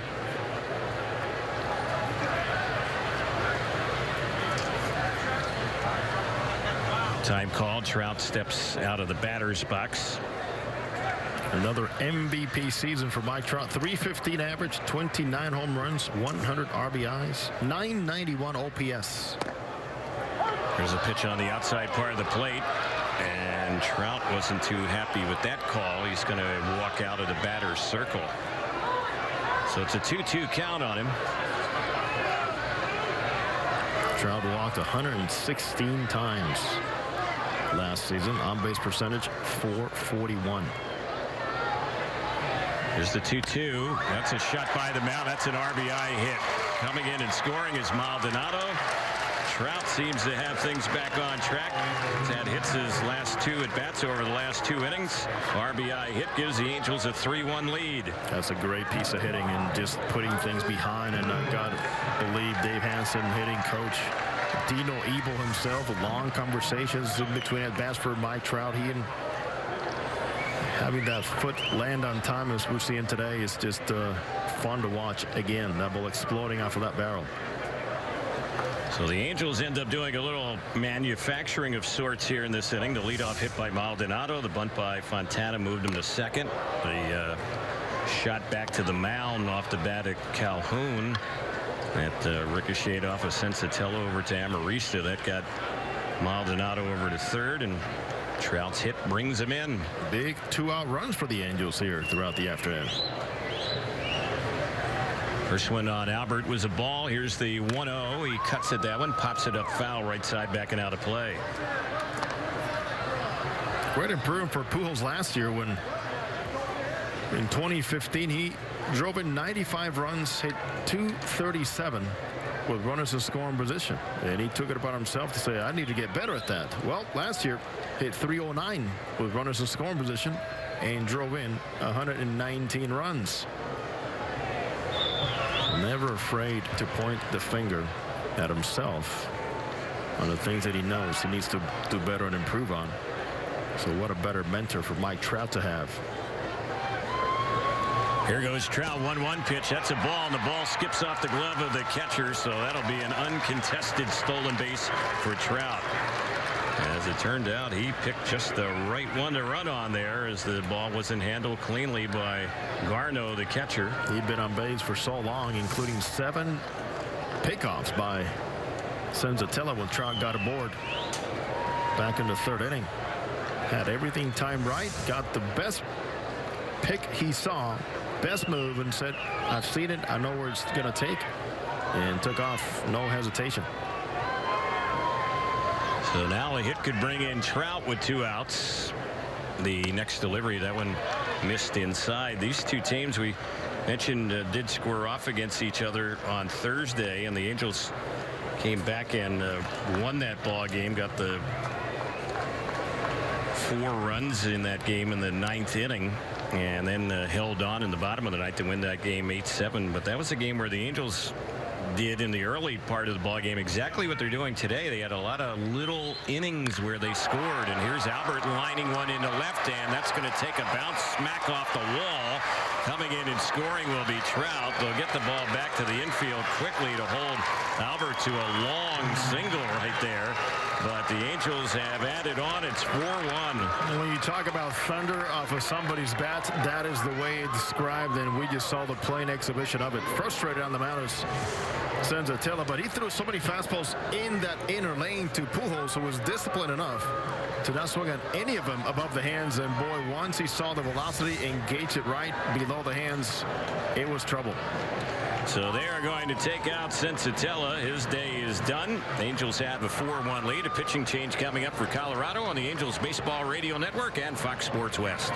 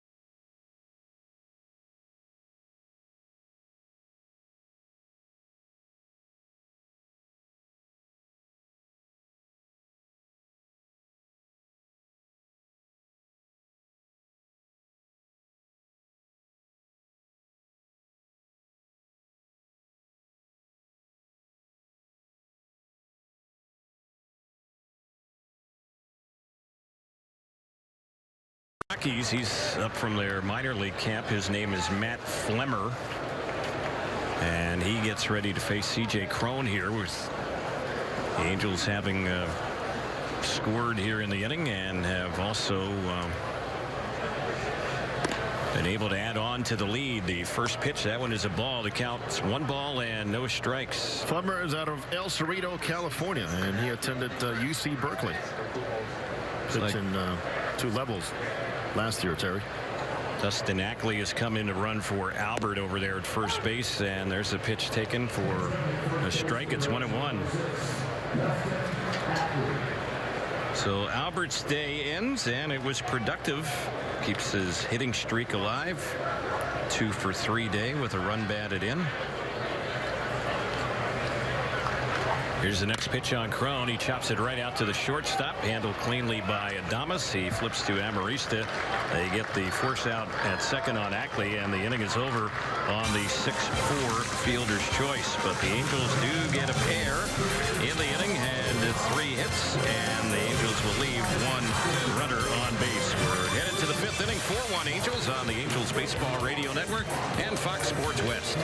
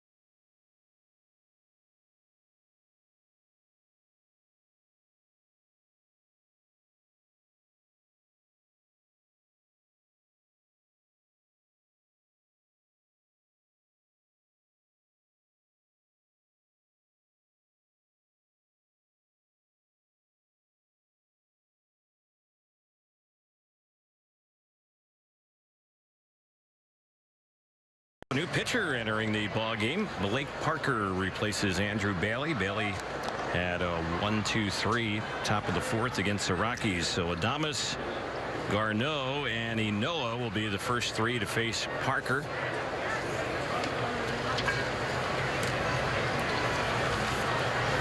Parker is ready. He'll be working from the stretch, and here's his first pitch. That's in there for a called strike. Well, so far so good for Angels pitching. Petit, Bedrosian, and Bailey. And then on top of that, to compliment to Terry, it's good to see that offensive unit putting it all together.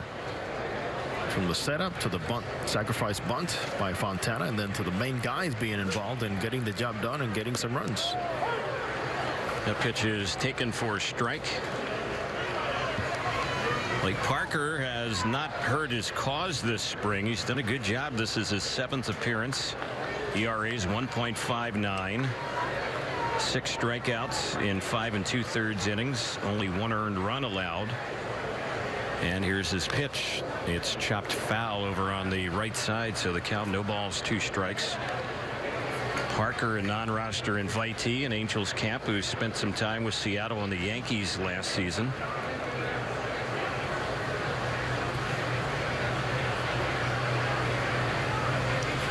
And the Angels do have some holes to fill in the bullpen. Just a few weeks away from opening day. Here's the pitch, and trying to hold up on that one. Going around on it is Adames. He can't believe they're going to ring him up, but they do. Struck him out.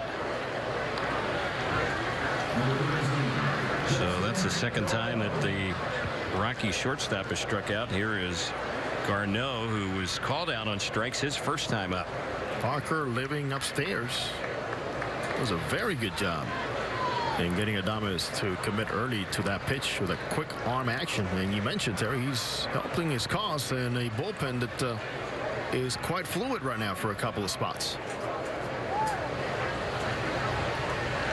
Here comes the pitch, and that is a strike on the outside corner.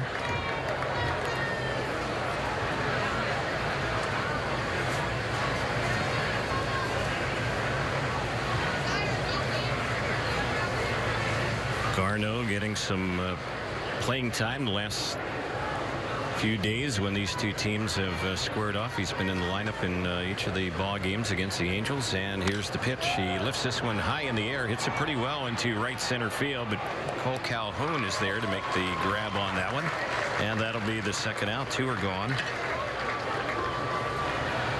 Noah will be the batter. So, Terry, if we go back and look at the numbers and names, Angels bullpen, let's go back and start from the back. Bailey and Bedrosian, that's two, right? You would think that they're sure shots, barring any injuries, to be in the bullpen. Ramirez, Alvarez. Pretty safe, I would say, on those two. Dolis Guerra is off the roster. He'll need to be added and needs to finish off good in the spring. But Norris, another option. Here's the pitch on its way. That's grounded right to the third baseman. Marte is there. It's going to be a quick, clean inning here for Parker as he sets him down in a hurry in the fifth. Bottom of the fifth is coming up for 1 Angels on the Angels Baseball Radio Network and Fox Sports West.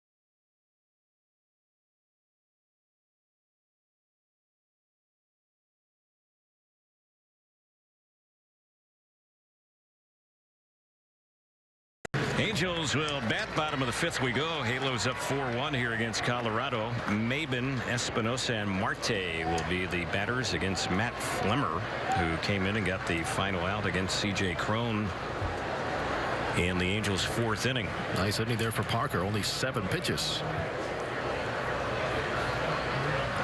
So here's the delivery, and that one is a little bit outside. Faking a bunt was Cameron Maben. It's 1 ball, no strikes. You alluded to Wade Parker, who pitched last inning and had a clean, quick inning against the Rockies. Here's one that's on the outside corner, 1-1 to count. So he would be a guy in the mix for one of the final 3 bullpen spots, at least the way I see it. And I don't know if you agree, Jose, but there are a lot of other names that are kind of in the mix for those final 3 as well. There's one that's lined foul down the left side. Let me start with the names that are familiar to the Angels fans. Mike Morin, Jose Valdez, right? Yep, I would agree. They're in the mix. And then I got to think that Kirby Yates is in the mix right now. Austin Adams. There's a shot that's by the first baseman Reynolds. That's going to roll into right field. Maven's going to hit for 2. Here comes the throw. He is safe. Hustle double for Cameron Maven. His second hit of the day. He hadn't had a hit all spring coming into today, and now he's 2 for 3 this afternoon. It was a matter of time because it's not like he'd been just going out there and wasting at bats. It was a matter of finding some holes, and he does here again. Starting 0 for 19 the first 9 games. Cameron Maven knows the importance of a veteran player staying within himself. Keep in mind, then he went 0 for 20 because he struck out looking first at bat, and since then he's 2 for 2. So here is Espinosa, who's had an RBI hit.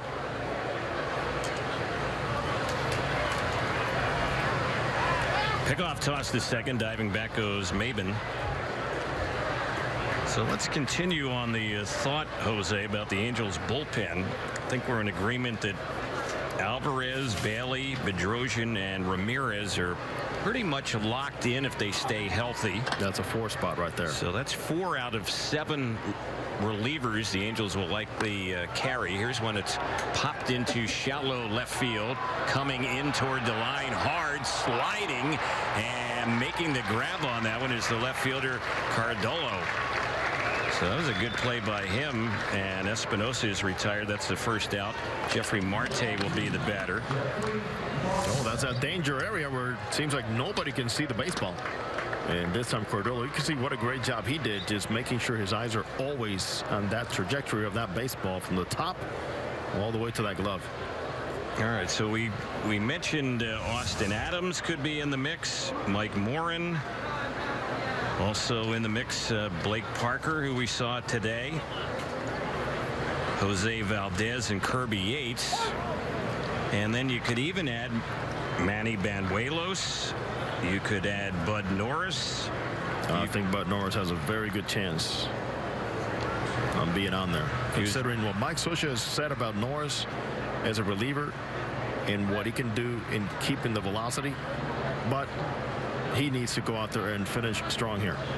Cody Iggy is another name. Lefty. You could add to the mix. Petit, who started today, could be another guy that could be in the mix.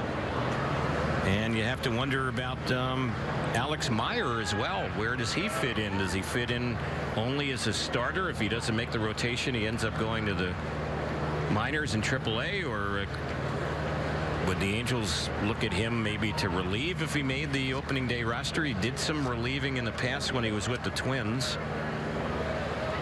So there are a lot of names for those last 3 bullpen spots. Maybe 9 or 10 names still, for 10 names for 3 spots. Get after it. There's competition. If you ask me, Meyer, Terry, for me, a guy that you need to have stretched out. Yeah. Because of the shoulder issues he's had in the past.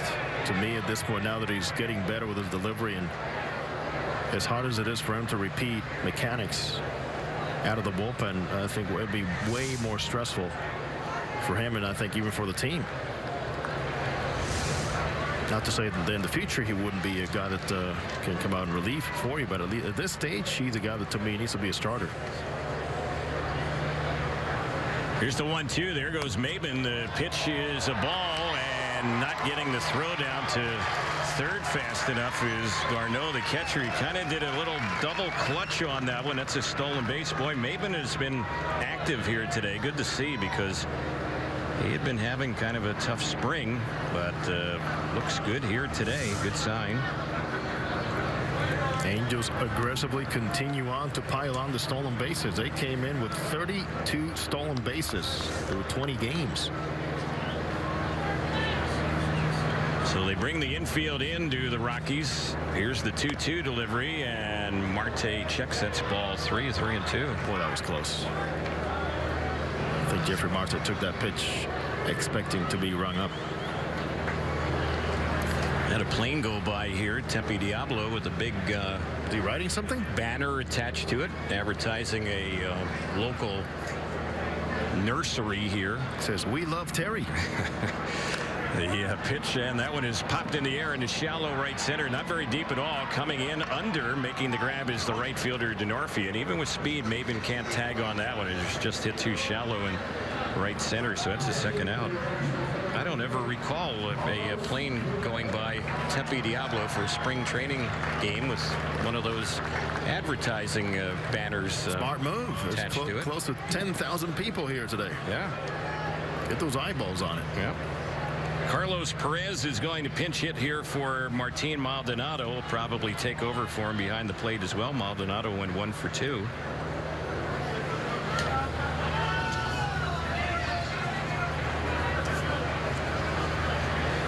Here's the pitch, and that is on the outside corner for a called strike. 0-1.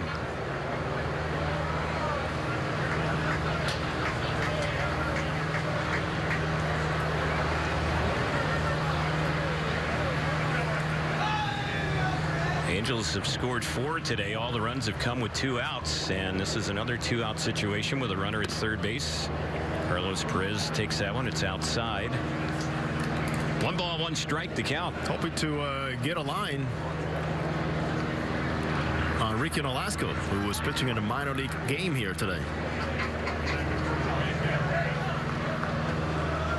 You can't keep your eyes off that plane, Terry. I've never seen that before. Yeah, here's the pitch. That's fouled off on the right side, backing out of play. Like an old yellow Cub. Yeah, a lot of times not that there's any beach around here, but you could be back home, back on the beach. You'll see those planes fly by with the big banner on a long rope or string attached to it. And they're doing that here today at Tempe Diablo. It's a different look. Big weekend around here with spring break and all that going on. Here's a pitch. It's low. It skips away from the catcher, and breaking for the plate and scoring easily from third base will be Maben. Terry, easily it was. Cameron Maben really going out there and putting on a lesson on base running, taking the extra base on the double, stealing third, and then he had no hesitation whatsoever on a pitch that was down in the zone with a catcher that did not even go to his knees. And with his long legs, man, he is galloping all the way home, making it look quite easy. There'll be a wild pitch, allowing the Angels to get another run, another 2-out run. There's one foul back by Perez, back behind the plate. That was very impressive on how he did not even wait for a catcher to go to his knees. He said, fastball down, I'm going. Look at this.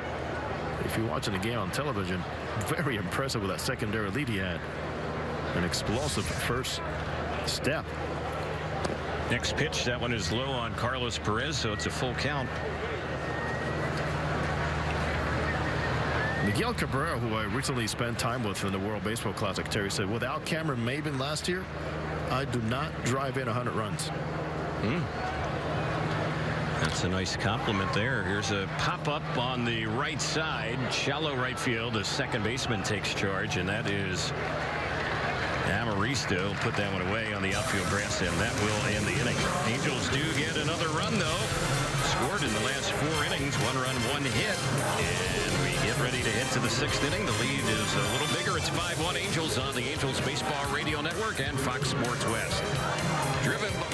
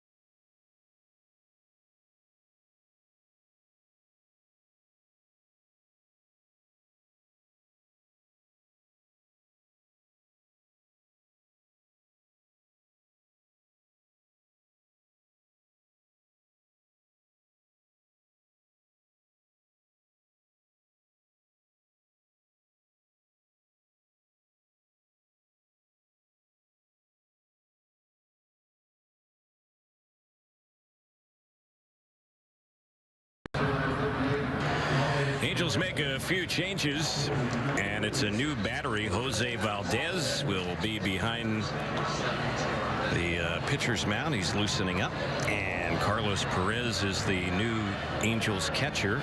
And looks like we're going to have a pinch hitter, Jordan Patterson, lead things off once the warm-up tosses are completed. And while we have a chance, let's pause 10 seconds for stations to identify themselves on the Angels Baseball Radio Network.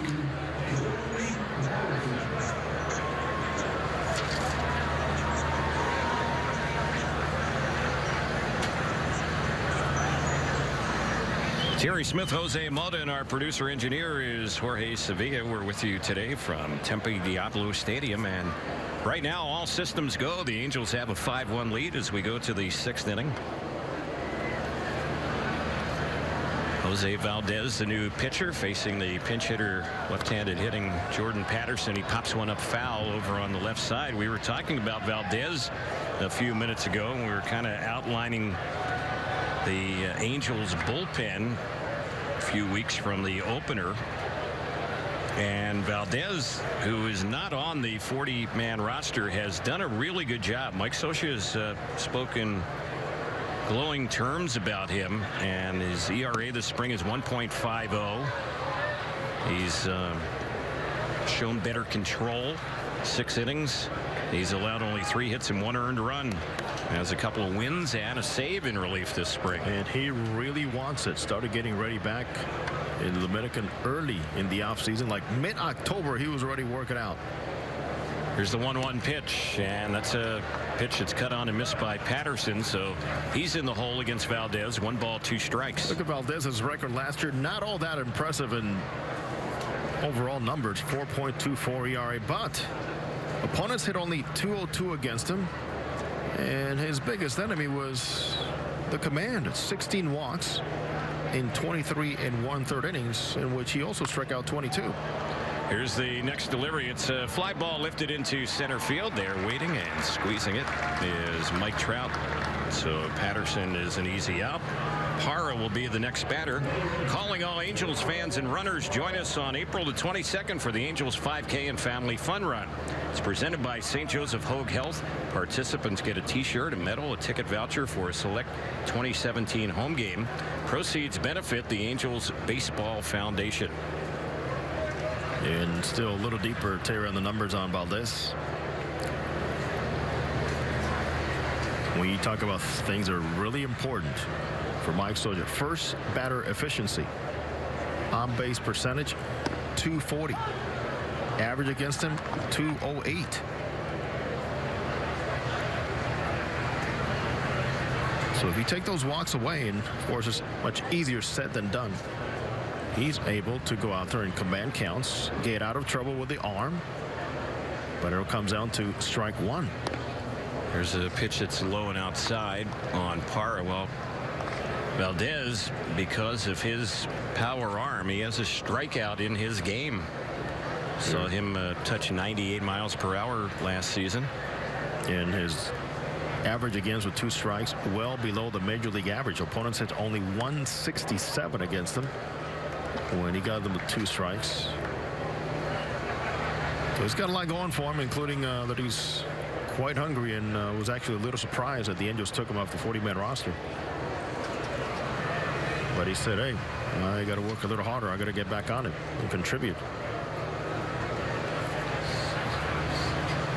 He's ready, and here's the 2-1 delivery. It's hit sharply but foul over on the first base side. Yeah, sometimes Valdez has a little bit of a guy that we like very much, a little Fernando Ronnie in him. Yeah, I can see that a little bit. The sense of humor. Yeah. Thankfully not the hat. Well, Rodney's going to be working here in the desert this season. He will be with the Diamondbacks. And Rodney doesn't want to be back soon because he's on Team Dominican playing tonight. Yep. There's a pitch that's low, smothered there by Carlos Perez. In fact, Irvin Santana, former Angel, will be making the start for the Dominican. He was one of those designated pitchers for later in rounds. And flamethrower Danny Duffy gets a start for the United States. A do-or-die game for those two teams as far as advancing in the WBC. 3-2 payoff pitch. That's a shot right at Crone, the first baseman. He was positioned perfectly off the bag at first base. Har is retired. 2 are gone. Valdez using a changeup. It's good. Implement something else. Mike Socha told very clearly, day 1 spring training, throw in the bullpen. I'll take 94-95 over your 98-99. I want command and the ability to pitch and throw something else. So you need to be a pitcher, not a thrower. Here's Amarista, who's had an 0 for 2 day, a strikeout and a ground out. And here's the pitch, and that's a little bit low.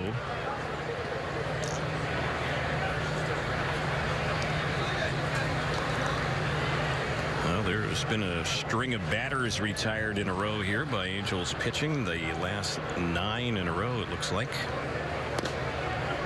And there's a pitch that is taken for a strike.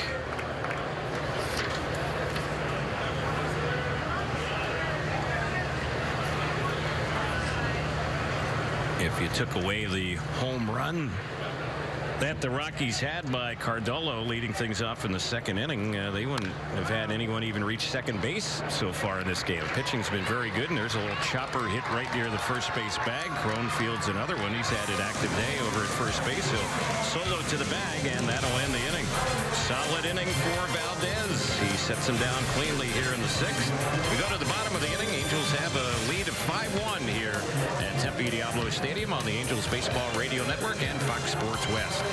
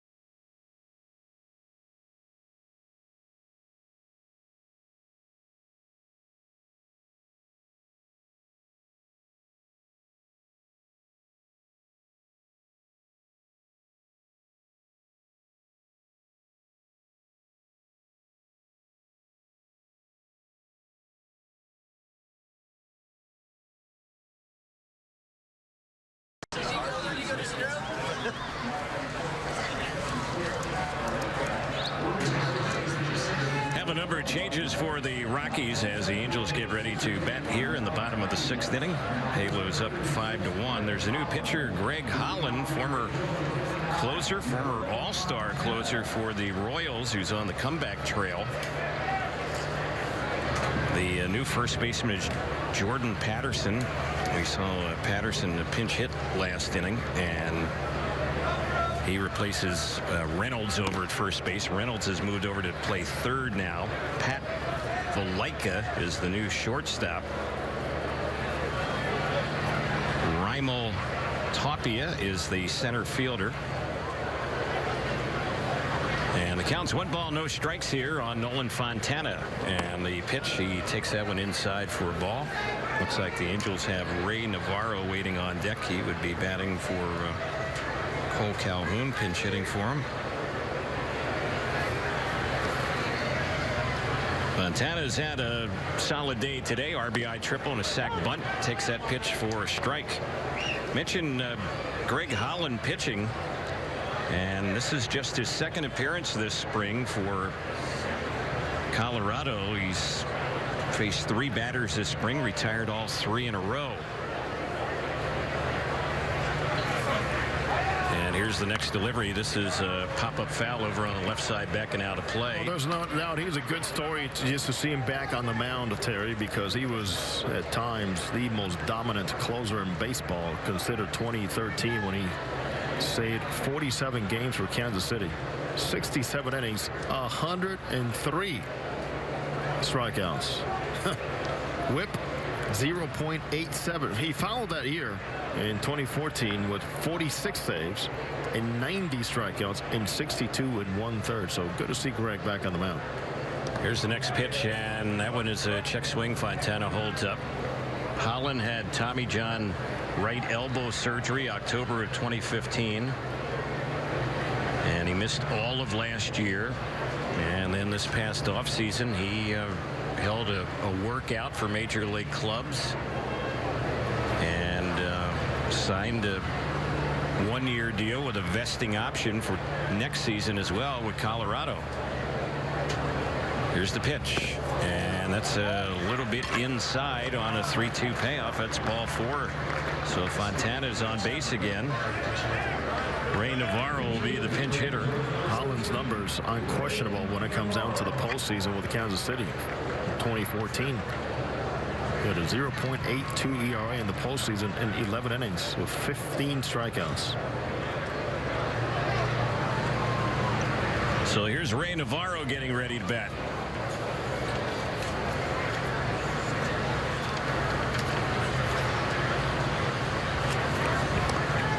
Ramon Flores is waiting on deck for the Angels. He will be pinch hitting for Mike Trout.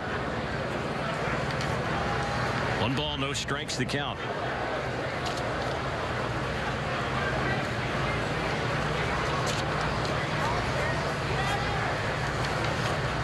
Holland with a pickoff toss, and diving back to the bag goes the base runner Fontana. We're talking about the 2013 season for Holland. He set the record with Kansas City for most saves in a season, the 47, and he did something that season as well that you just don't see happen very often at all, especially nowadays, for a number of reasons. He actually had 2 saves in 1 day. He had saves in both games of a day-night doubleheader at Boston against the Red Sox. Number 1, there aren't a whole lot of doubleheaders anymore, and number 2, a lot of managers won't pitch their closer in both games of a doubleheader. But Holland did save 2 games in 1 day. Remarkable. One of the things he's going through, of course, is readjusting those mechanics, because as many evaluators throughout the game saw coming, the way his arm went and the way his body went led to a lot of that trouble with the Tommy John surgery, and of course with that elbow issue. And one of the most important things for Holland from here on is direction. So it's a 2-1 count here on Ray Navarro. Navarro's gone 2 for 13 this spring for the Angels. And here's the next pitch. He takes that one inside. So it's a 3-1 count.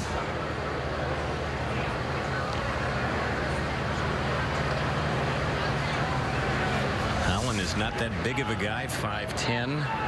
In the past, when he was saving a lot of games and being an all-star with Kansas City, his fastball topped out around 98 miles per hour. Throws a curve and a changeup as well. He's a guy with real big, thick legs. You see him out there, strong legs, and that's something that certainly can benefit a lot of pitchers, especially a guy not all that big at 5'10". And when he's coming after the surgery, just having those big trunks strong enough to push off.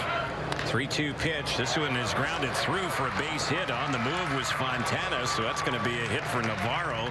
Hit and run single, and the Angels have something going on here against Greg Holland. 2 on. The first 2 in the inning have reached base safely. Nobody out. And now Ramon Flores will be pinch hitting.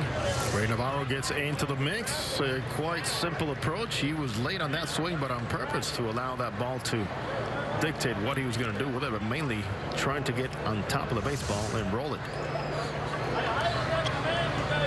So Flores will be the batter. He's had 22 at-bats this spring with 6 hits. This bottom of the 6th inning, it's being brought to you by our friends at Rotolo Chevrolet in Fontana. Rotolo Chevrolet is pursuing excellence every day. You can visit them at rotolo.com. That's rotolo.com. 5 runs, 10 hits for the Angels. 1 run, only 2 hits for Colorado. Angels threatening to get more. Here's the pitch, and that is in there, a called strike.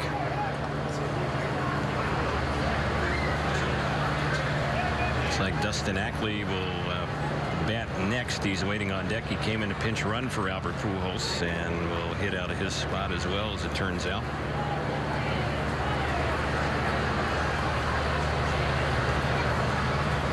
Here's the next delivery. That's low. Breaking for second and getting there without a throw will be the backdoor runner Navarro.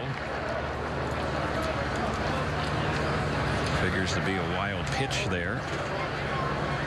And the Angels now have him at 2nd and 3rd with nobody out. Of course, you got so much information from who's on the mound, and you are Navarro, you are Fontana. You know that Holland will sink and bury that splitter. Catcher has his hands full and trying to just keep the ball under control. But you as a base runner can start anticipating quickly with a solid secondary lead. Catcher goes to his knees and you are gone. Take a chance.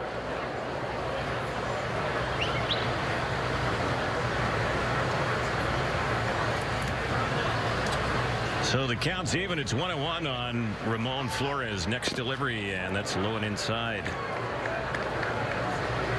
2-1 is the count. Terry, where is your plane? The plane with the advertising banner? Next venue, because there's so many games around here, they have to make a stop everywhere. I guess so. Might have headed on to somewhere else here in the valley. Here's the delivery, and that is taken for a strike. 2-2 is the count. They've brought the infield in. Holland wants to visit with his catcher Garneau, so they're going to meet out in front of the pitcher's mound. You got the infield at halfway. Now with 2 outs, not with nobody out, I should say, is try not to create a bigger hole in covering side to side as an infield. And thinking that at third base, the coach is going to say, make sure the ball goes through here with 2 outs, not take a chance on contact play. 2-2 delivery, chopped on the right side and out of the reach of Patterson, the first baseman. That's an RBI hit. The other runner is going to be waved home as well.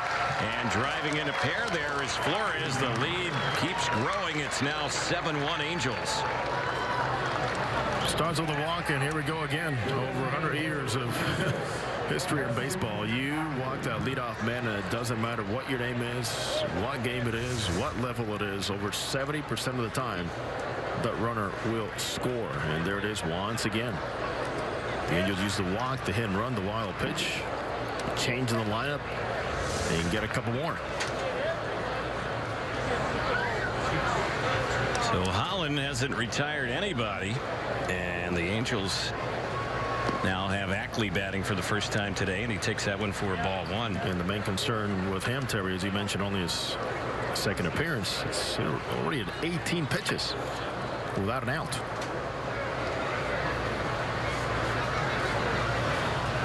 Caleb Coward is waiting on deck. He will be batting for C.J. Cron. And Ackley himself has not been involved in too many games. 5 at-bats, 1 hit.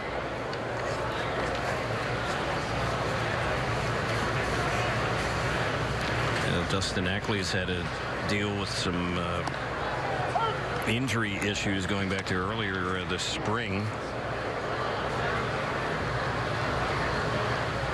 Actually only played in 28 games last year for the Yankees and had shoulder surgery that cut his season a year ago. The pitch, that one is low. So he's worked a 3-1 count here against Holland. Holland is struggling here in his outing today against the Angels. And it is hot down there.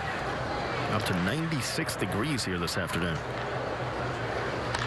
Here's the next delivery, and this one is chopped on the right side. Good stop by Patterson. Second for one. Relay to first. It's a double play. So that helps out Greg Holland right there. 2 gone. Nobody on base, and Cowart will be the next batter. Automatic for Holland. Great job by your first baseman, staying on the move and making a solid throw to the middleman shortstop, and Holland doing his job as a veteran pitcher on getting to the base. And once you get there, you play first baseman. So a 3-6-1 double play. Caleb Cowart at the plate. Cowart hitting just 160 this spring. Switch hitter batting left, and here's the pitch. He takes the first one low and away. The Rockies have more action in their bullpen. And it looks like Jerry Vasto is the pitcher warming up. Angels have Matt Thaiss waiting on deck. He would bat for Maben if the inning continues.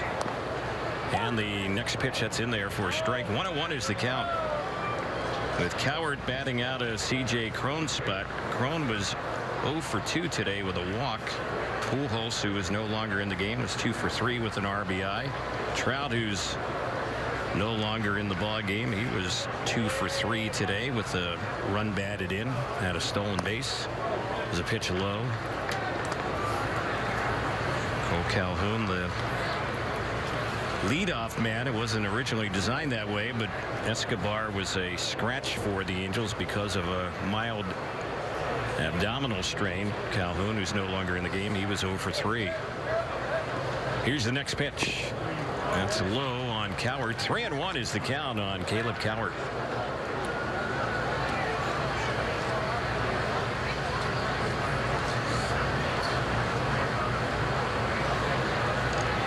Holland laboring a bit here in his first inning of this ball game, and the next pitch grounded foul over on the first base side. So it's a full count. Want to remind Angel fans, if you have a group of 20 or more, if you're interested in experiencing Angels baseball, you can receive group ticket pricing for as low as $8 per seat. All you have to do is call 888-796-HALO or visit angels.com/groups for more details. So we'll see what gives here on the payoff delivery. Holland ready, and the next pitch, that is low and away, ball 4. So that's the second walk in the inning.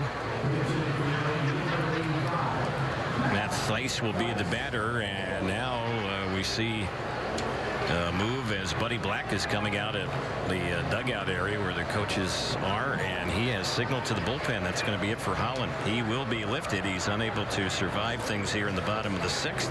In the inning, he ended up facing 5 batters, and 4 of them reached base safely. So a break in the action, pitching change coming up. Angels on top 7-1. We'll have more Angels baseball in a moment on the Angels Baseball Radio Network and Fox Sports West.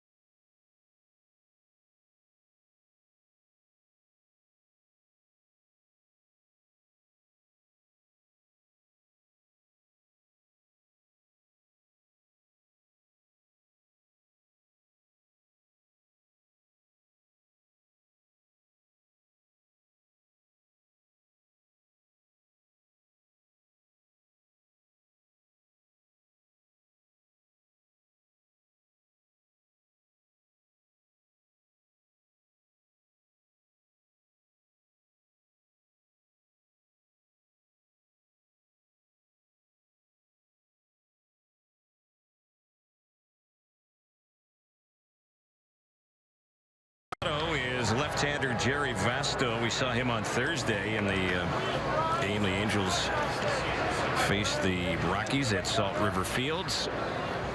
So Theis will face him. It'll be a lefty-lefty matchup. Holland went 2/3 of an inning. He gave up 2 hits right now, 2 runs. He also walked 2 and threw a wild pitch. Runner at first base. That's Coward is the property of Holland, and Vasto's first pitch. That's right in there for a called strike.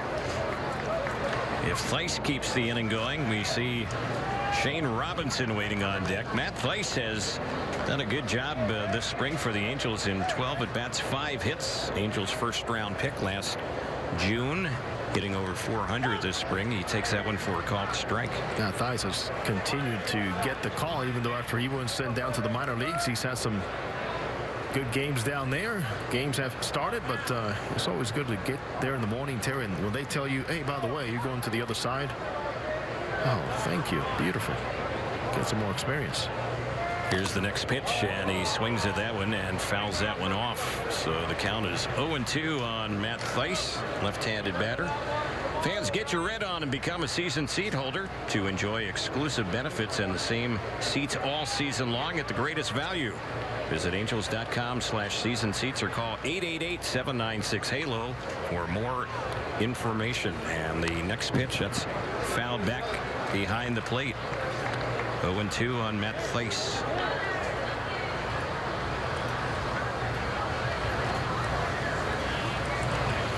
Theis last year played rookie ball with Orem and then low class A at Burlington and ended up hitting .292 in 67 games. There's a pitch that's low. Got away from the catcher, but no advancement over at first by Coward. He's holding. He's had a good approach all spring against left-handers, against right-handers. Has a very solid eye, sharp, good knowledge of the strike zone, and has always had the ability to get on base. Former catcher making the transition now to first base. Next pitch on Theis, and he cuts it down and fouls it back. And considering he was in college this time a year ago, he seems confident at the plate. He doesn't seem like he's intimidated by the whole thing here, so it's good to see. Young player. Big reason why he continues to get the call, Terry. Here's the next pitch. He taps this one right back to the mound. The pitcher has it, and Vasto will throw him out. The inning is over. Angels get a couple more. The Angels have scored in the last 5 innings here in this ball game. A couple more hits in the inning, and the Angels leave 1 runner on. 7th inning is next. Angels have a 7th spot on the board, up 7-1 on the Angels Baseball Radio Network and Fox Sports West.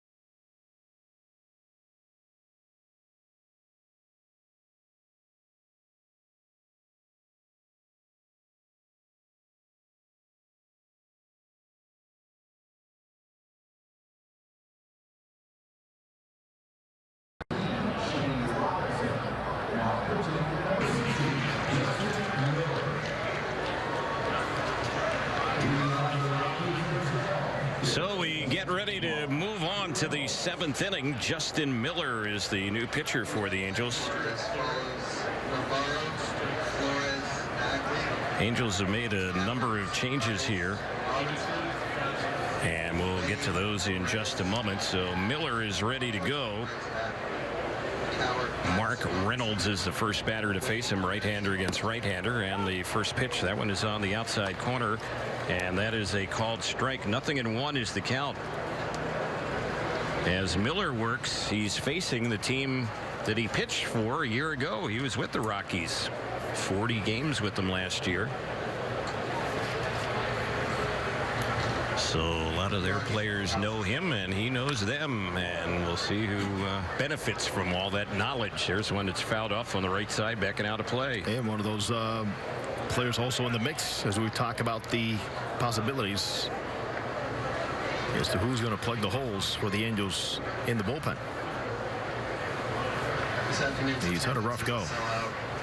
9,607, 9607.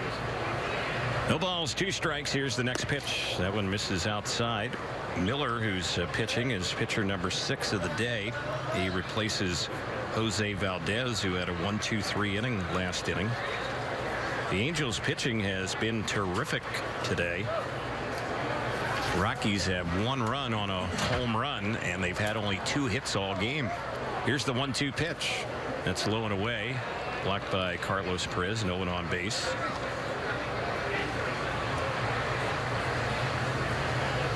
Angels bullpen in 4 innings of work so far in this ball game, allowing 1 hit, and that is it. No runs, no walks allowed. Very good pitching so far. Here's the 2-2, and that is a called third strike, and out looking is Reynolds. And that will continue here, Terry, with a nice job by Miller setting up his former team and being able to go out there and execute a perfect slider in the outer half, and well received by Carlos Perez behind the plate. 6 strikeouts recorded by Angels pitching today. Here is Cardullo, who homered back in the 2nd inning, and that gave the Rockies a brief 1-0 lead. The Angels have scored 7 unanswered runs since then. And here's the next pitch. That's a strike on the outside corner. Tomorrow, the Angels stay right here at Tempe Diablo to host the Chicago White Sox. Matt Shoemaker against Carlos Rodon, who will be making his spring debut for Chicago.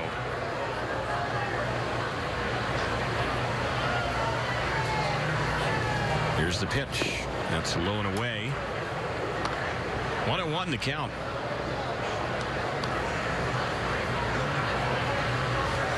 Rockies have more action in their bullpen.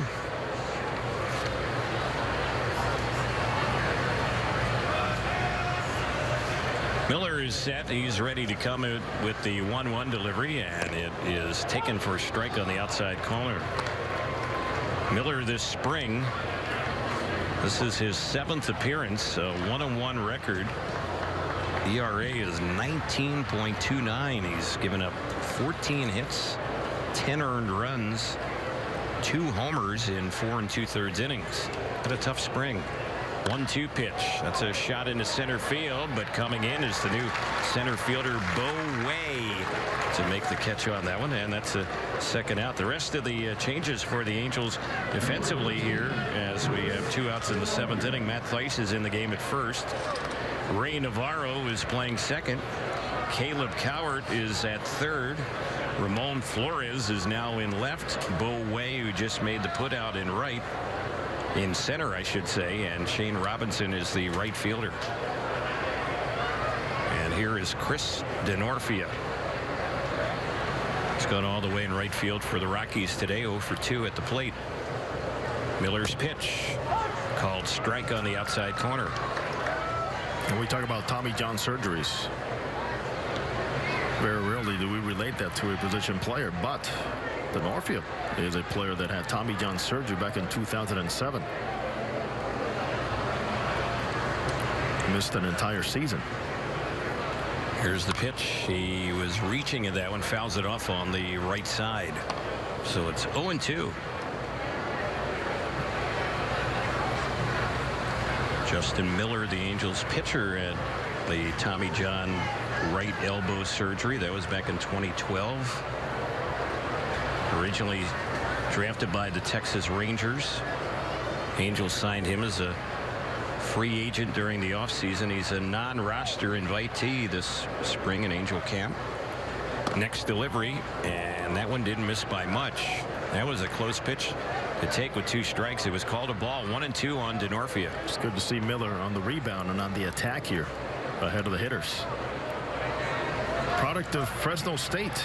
He is from Bakersfield. Justin Miller, who originally came to the big leagues in 2012 with the Tigers. Here's the next pitch, and he had Denorfia reaching at that one. He just got a piece of it, fouling it off.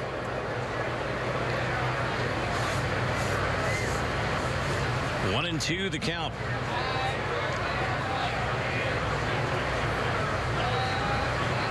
Here's Mero Petit, who started the game for the Angels, the only Angel pitcher who's pitched more than 1 inning so far today.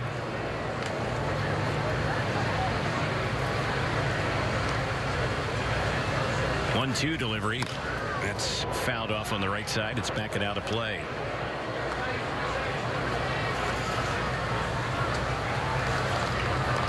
Well, the past few days, David Eckstein was in camp with the Angels, but with all the road games, 4 in a row, we didn't have a chance to see much of Eck. He was sticking around here at Tempe Diablo Stadium. There's a pitch that is cut on and missed, and down on strikes goes Denorfia. And the 7th inning, by far the best inning this spring for Justin Miller.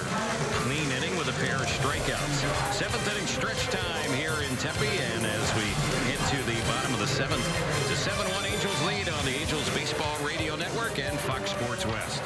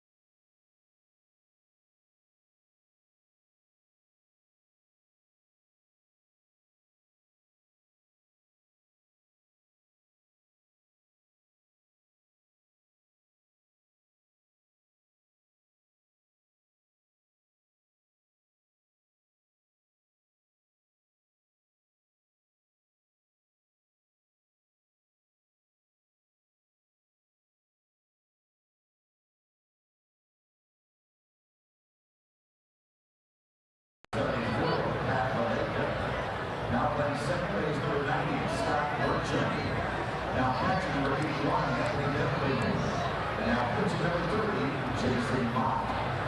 Colorado with a number of changes defensively as we head to the bottom of the 7th. We'll fill you in on those in just a moment. They have a new pitcher as well. Veteran Jason Mott takes over. 30 games last year, an 0-1 record with an ERA of almost 5. And the first pitch, this is a fly ball that's hit out to center field, and reaching up, making the catch on that one is Raimel Tapia, and retired on one pitch to start off the bottom of the 7th was Shane Robinson. So one gone.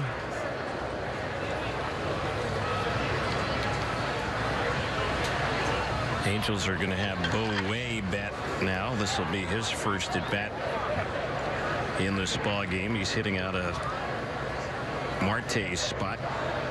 Jeffrey today was 1 for, let's see, Marte was 0 for 2, hit by pitch, scored a run. First delivery on Way. That one is a strike. The count, no balls and 1 strike as Bo Way bats. He has been up once so far this spring for the Angels without a hit. Takes that pitch for a ball. 1 ball, 1 strike.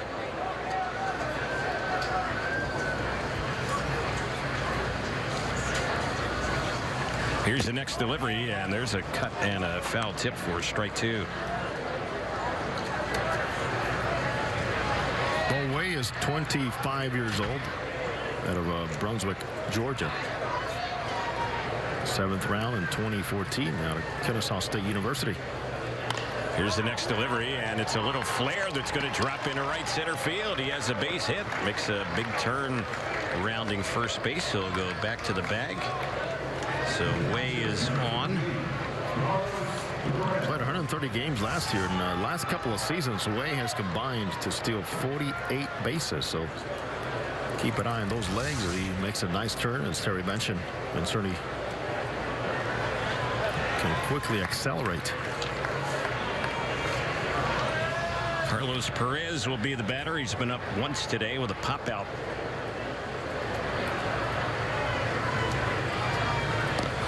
And the first pitch, that one is low for a ball. As Jason Mott works here, a veteran pitcher, 2nd year now with the Rockies. Fastball, curve, and a changeup. Doesn't use the change a whole lot. Pretty much a 2-pitch pitcher. He's a guy that has had the Tommy John elbow surgery twice. Jason Mott. Wow. So by the time I mentioned a position player, 2 more have appeared. Just like that, huh? Oh, yeah. As you know, Jose, a fairly common injury in baseball. And not long ago, we were talking about also another Rocky who's had it twice, in former Angel Tyler Chatwood. That's right. Had it in high school and then had it in pro ball. 3 balls and no strikes is the count. See if Perez is swinging at this one. He's not. He's taking it's right in there for a called strike. Well, Jason Mott knows all about being a champion.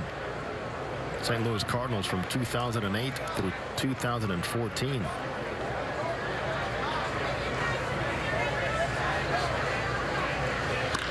Here's the next delivery, and that one is lifted in the air. It's hit well into left field. Out by the warning track, jumping up out there, and unable to get that one is the left fielder, Talkman. That ball's out of here. It's a home run for Carlos Perez. More runs for the Angels, a pair more on the 2-run homer.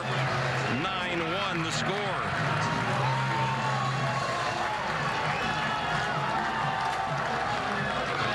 Carlos has done a couple different things with his swing and with his approach. He's trying a high leg kick, and sometimes it gets him in between.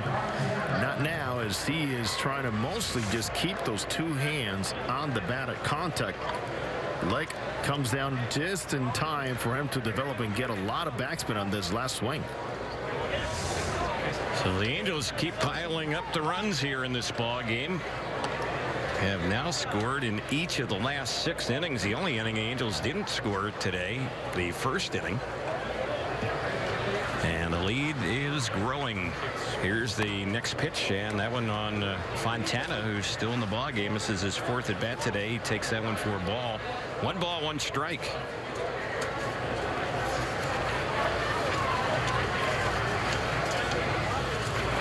Here's the pitch, popped foul to our left. That one's going to get back and out of play as Mott works. He's had a tough spring.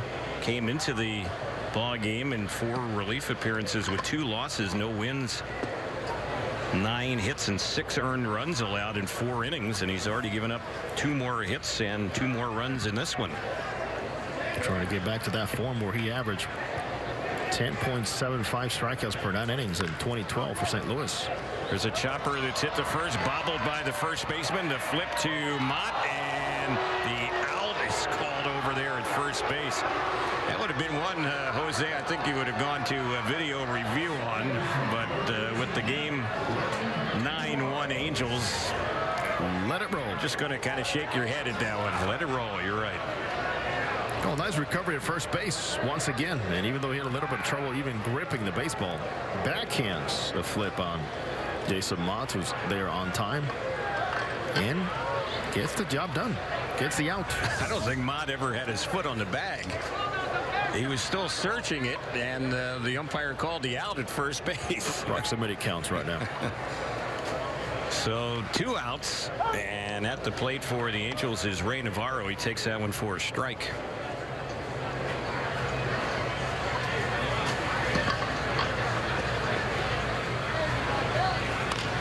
Here's the next delivery. It's chopped to the first baseman. This one's fielded cleanly by Patterson. He will solo to the bag, and that's how the inning will end. But the Angels get 2 more on a home run. The first one of the day for the Angels. A 2-run shot by Perez. 2 hits in the inning, and nobody left. 8th inning is coming up, and it's 9-1 Angels on the Angels Baseball Radio Network and Fox Sports West. Driven by your...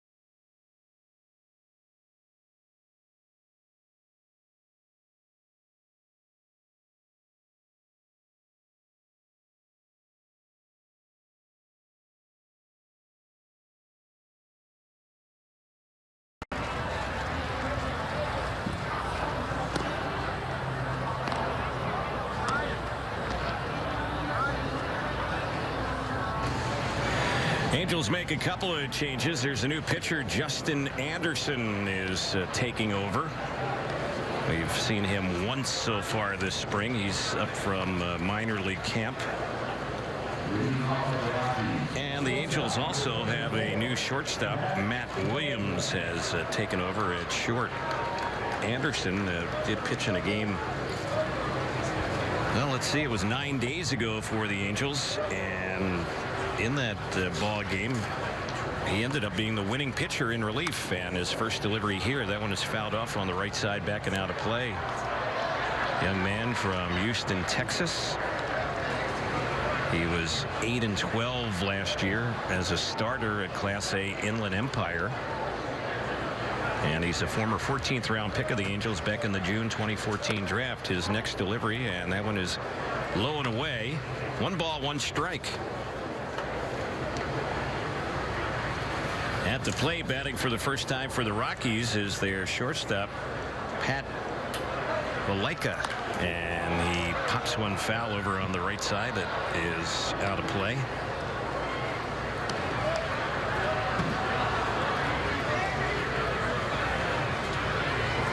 Valaika is hitting out of Adames' spot. He was 0 for 2 this afternoon.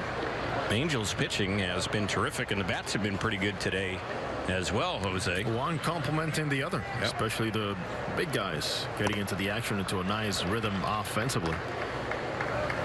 There's a fastball high, 2-2. Rockies have more action in their bullpen.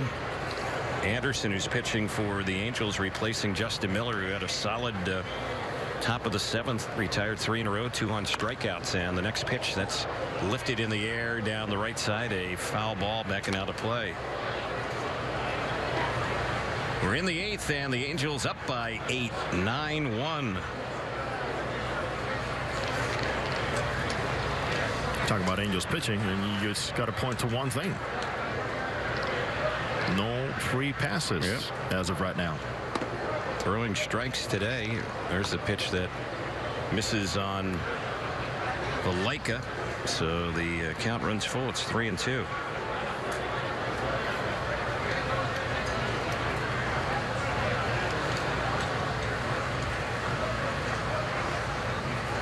Here's the next delivery, and trying to hold up on that one is Valleca, and he is down on strikes. Got him looking. That's one away. Nice start, Justin Anderson.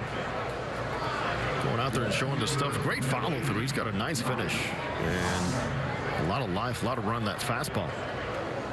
Went to school at the University of Texas at San Antonio. Signed by Rudy Vasquez, who occasionally we'll see in our trips over to the Dallas and Houston area. Here's the pitch, and that's fouled off. At the plate now is Mike Tauchman, left-handed batter. You look at Anderson out there on the mound, there's a little bit of a resemblance to Jared Weaver. There is a little weave in him. Yeah. Here's the pitch, and that one is outside. And watch his follow through. Is quite interesting. He follows through with that leg coming a little bit behind the front leg, but certainly it helps him to go out there and bend down. He's always been a starter around his minor league career. A few spots here and there as a reliever in his first season, but 69 games in the minor leagues, 56 starts.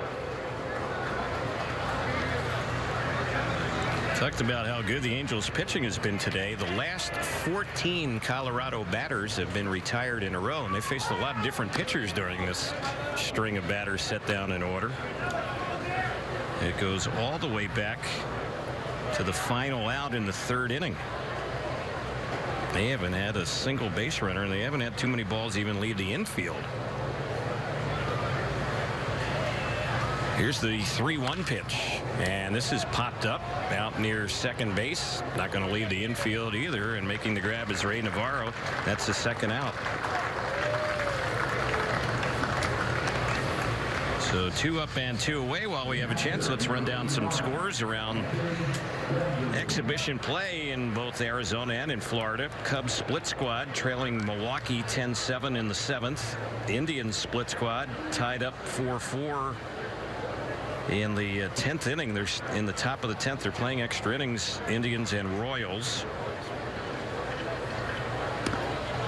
There's a pitch that misses low. Dodgers have scored 11 today. They have an 11-1 lead against the White Sox. That's in the bottom of the 7th. Rangers split squad, and the Reds 3-3. That's in the 9th. There's a pitch fouled back to the screen. Giants up on the Mariners 5-3. That's in the 8th. The Cubs played Team Japan today, and Cubs won that game 6-4. The D-backs played Netherlands today, their WBC team, and are leading that game 12-3 in the 7th. Here's a ball. It's hit well into right center field, and that one is out by the scoreboard, and it is gone. Anthony Benboom, former Angels farmhand, connects out by the scoreboard, and the Rockies get just their 2nd run of the day. They've each come on solo homers. Angel lead is now 9-2. Tremendous shot with no doubter. Line drive out of here. No help from the wind whatsoever. Just a well-struck ball that had a lot of carry and a very solid flat swing. So the batter now is Patterson, who's had 1 at-bat since coming into the ball game. Also today, Mariners and the Giants are playing in Peoria. Giants lead that game by a score of 5-3. And the A's had a win against the Padres today, 2-1 the final. Indians and Rangers playing to a 4. Well, let's update that one. Texas beat Cleveland 8-4. That was in San Antonio today at the Alamo Dome. Split squad action. 8-4. Rangers doubling up Cleveland. 0-2 is the count on Patterson. So we're just mentioning the Weave. The Weave has made 2 starts for the Padres. He's 1-0 with a 3.86 ERA. Seems like he's going to be in their rotation. It's a pitch that's outside. In Florida today in the Grapefruit League, Red Sox over the Twins 12-5. Tigers split squad beat the Braves 7-5. Astros over the Nationals 5-4. Other Tigers split squad beat the Marlins 5-4. Mets over the Cardinals 5-4. Pirates beat the Phillies 13-8. Rays over the Blue Jays 3-2. And that's about it as far as action today in Florida. Here's the pitch. That's a little tapper, softly hit on the left side, juggled by Coward, recovers, throws, but off the bag over there at first base was Theis, and safe at first base will be Patterson. Well, Coward had to charge that ball, fumbled it a little bit, recovered, and by the time he got the throw over there to first base, it was a little bit late. They're going to give Patterson an infield hit on that one. Tough play coming in. The ball's off the end of the bat. A squibbler with so much spin. Rotation going the other way, and that's what happened first. As that rotation caused the ball to pop up in the wrong direction. You know, valiant effort there by Coward. Did not give up on the play at all. So here is Raimel Tapia batting, and the first pitch to him is a ball that counts 1 ball, no strikes. He bats from the left side. He's one of the better prospects in the Colorado system. Hit .328 last year between AA and AAA. And he lines this one in the gap in right center field, and that's going to roll all the way out to the wall. It's going to drive in the runner all the way from first base. Tapia, who can run, is headed for third, and he is there with an RBI triple. So now it's a 9-3 Angels lead, as Anderson, who got the first 2 batters out easily, has now given up 3 straight 2-out hits. He's having trouble closing out the inning. This is why Tapia is one of the top prospects. Highly rated. God, they can really swing the bat. And they feel that through the years, he's really made adjustments as he's gone up the levels on what he needs to do against more quality pitching and shortening the swing and getting away from chasing too much out of the zone. So the batter now is Castro, and the first pitch to him, he takes it inside for a ball. Daniel Castro's first time up today.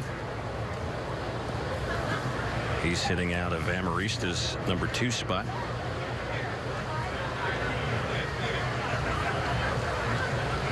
Here's the next pitch, and that one is up and in. Came close to hitting him. Count now 2 balls and no strikes. Let's pause for stations to identify themselves on the Angels Baseball Radio Network.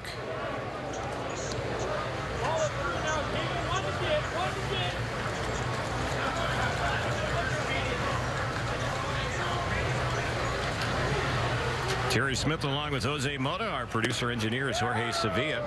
Angels and the Rockies in the 8th inning now. It's 9-3 Halos. Next delivery on Castro. He was taking it, was in there for a strike.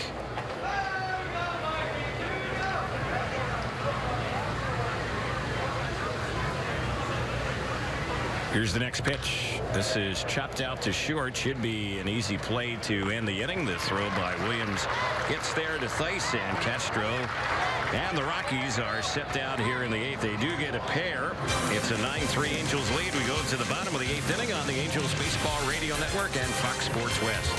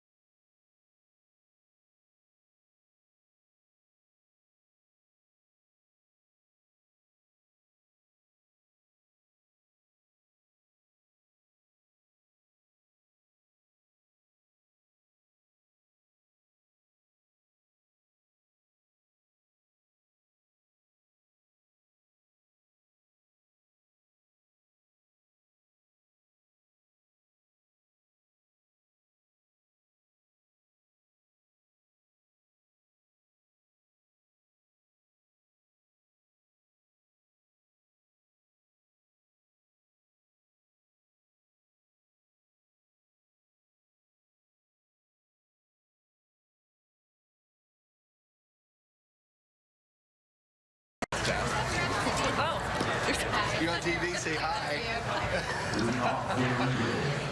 Rockies will get set to use pitcher number 6 of the day. Matt Carasetti will take over for Jason Mott. Mott worked last inning, the bottom of the 7th against the Angels. And he gave up 2 hits and 2 runs. He didn't walk or strike out anyone, and he gave up the home run to Carlos Perez. So at the plate now for the Angels is Ramon Flores, and the first pitch, he takes it for a strike. Since coming into the game, Flores has a 2-run single.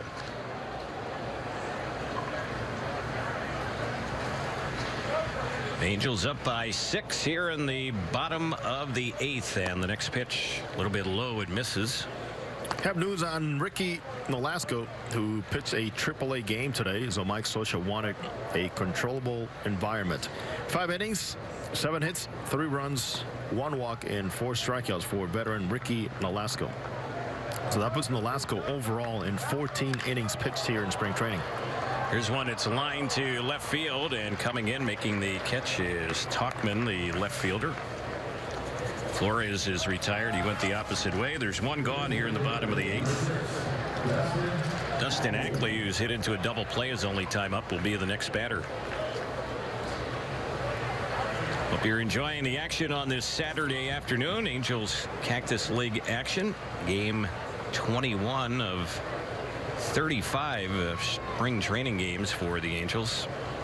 The Angels will have 3 of them against the Dodgers back in Southern California, with 2 of those 3 games at the Big A on the 30th and 31st of March. The Angels will open up the season against the Oakland A's on April the 3rd at the Coliseum. Here's the pitch. That's low and away. 1 ball, 1 strike to count.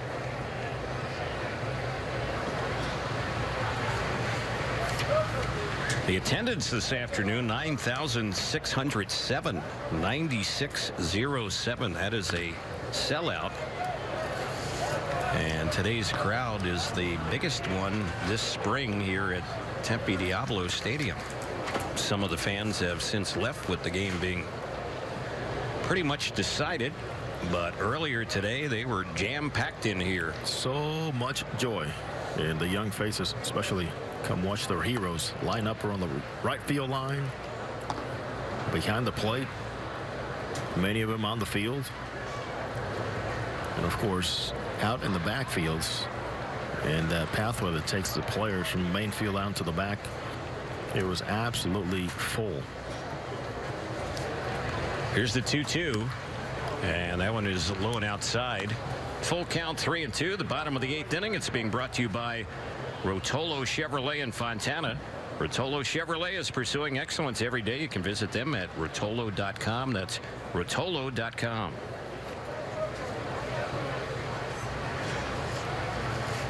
So it's a full count with 1 out here on Ackley. The payoff delivery. Wow, he called that a strike on the outside part of the plate. Ackley is out looking, and I don't know if that pitch was a strike or not, but the umpire has the final say, and that is out number 2. Ackley on his way out of the batter's box for another reason. Fastball that catches allegedly just the black of the plate on the outer half. Ben Boom did a good job of framing that one. Might have brought it in a little bit. So 2 outs, and here's the next pitch. That is a little bit low. It's almost like we've gotten the speed up rules in effect here at the end. Why not? Do it. Too hot down there. Yep. 1 ball, no strikes. This is Caleb Coward at the plate, and he's batting for the 2nd time today. He's had a walk his only at bat. We'll see what the Angels do pitching wise when we get to the 9th inning. Last inning we saw Justin Anderson. 7th pitcher the Angels have used today. Here's the next delivery on Coward. That one is a strike on the inside corner, and now he's in the hole, 1-2. They have a bit of a shift on with Coward at the plate. Shortstop Olaika is not too far away behind second base. He's pushed over more towards the right side, and here's the next delivery, and that's waved at and missed, and Coward is a strikeout victim. Back-to-back strikeouts will end the Angels' bottom of the 8th. The 9th inning is coming up here in Tempe, and it's a 9-3 Angels lead on the Angels Baseball Radio Network and Fox Sports West. Driven by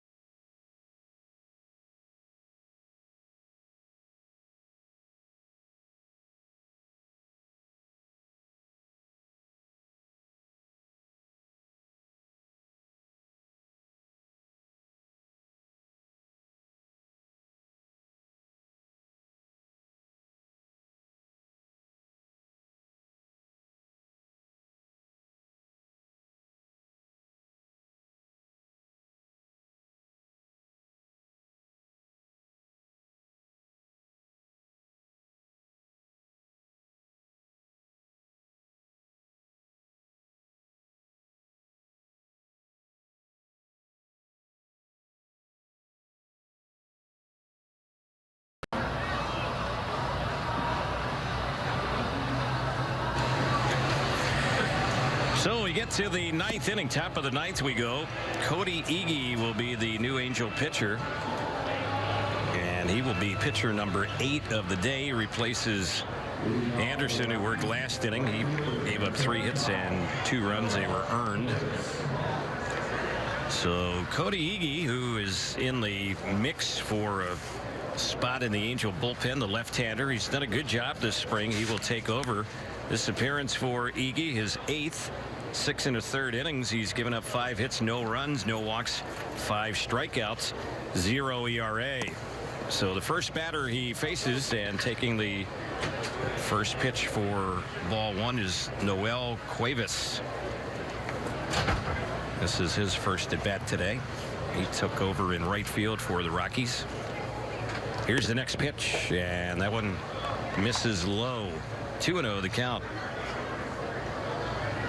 76, John Vasquez on that pitching change. Cuevas batting out a Mark Reynolds number 3 spot.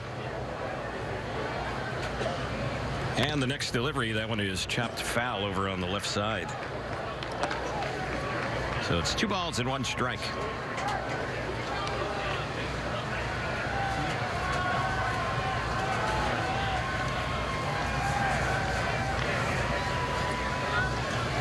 Angels infield is backed up and spread apart.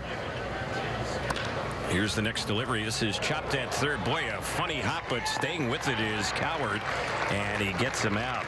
That was a very good play there by Caleb Coward. That ball took a wicked hop en route to him over there at third base, and he did a fine job just to come up with that ball.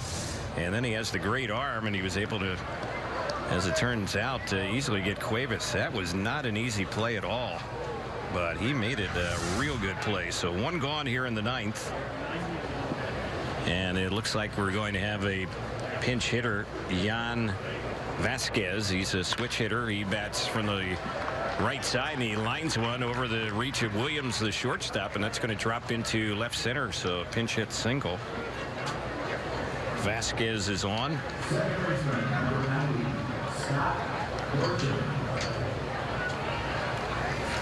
So the next batter for the Rockies is going to be Scott Burcham, and this is going to be his first time up. Took over at second base for them. And the first pitch to him, he swings at it, fouls it off on the right side, out of play.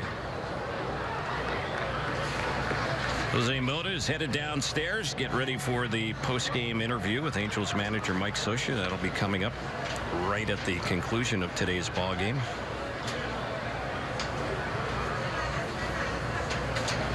Here's the next pitch, and that's a little bit outside.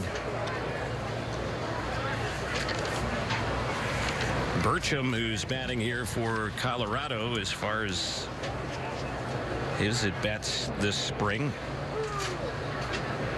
This is his very first one up from minor league camp, and he cuts it that one and misses it for strike 2. First game played for him with the Rockies. Wears the number 90 on his Colorado uniform.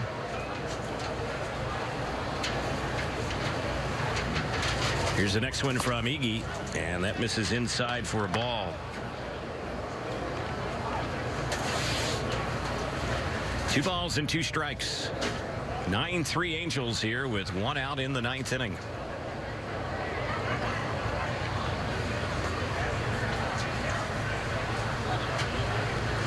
Iggy is set, and here's the pitch. That one is hit between his legs. It goes to second. They flip to second for one. Relay to first. It is a double play, and that's how the ball game ends. Well, Iggy had to go right between his legs. A heads-up play by Ray Navarro, the second baseman. He flipped to Matt Williams. The relay over to Matt Thaiss. And the Angels come away with the victory here today, beating the Rockies by the final score of 9-3. Solid win for the Angels today here against Colorado. Offense was good. Pitching was solid for the Angels as well.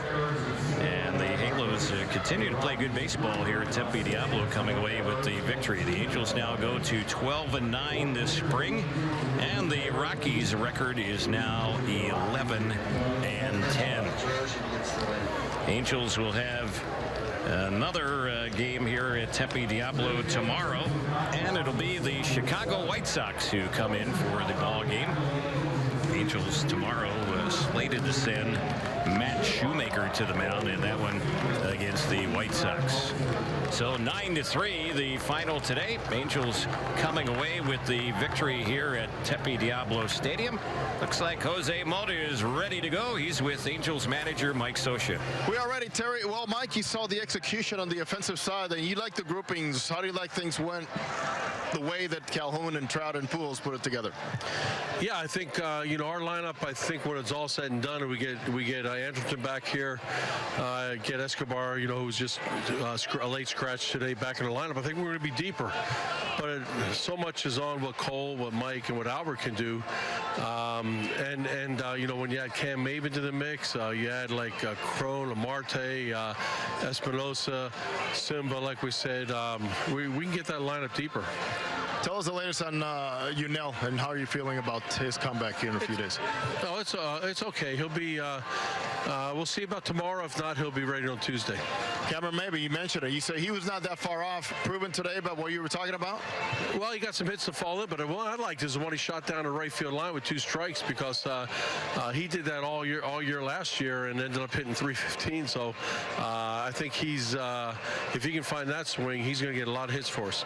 As of right now, this early, I will say, or wherever we were in spring training, how do you like how things are shaping up with Pedroia and Bailey towards the back end?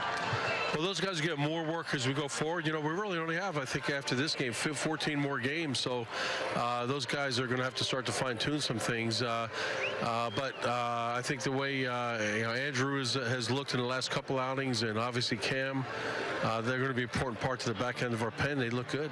Mike, thank you. All right, Jose. Terry, make sure, my friend, that you stay on the cool side.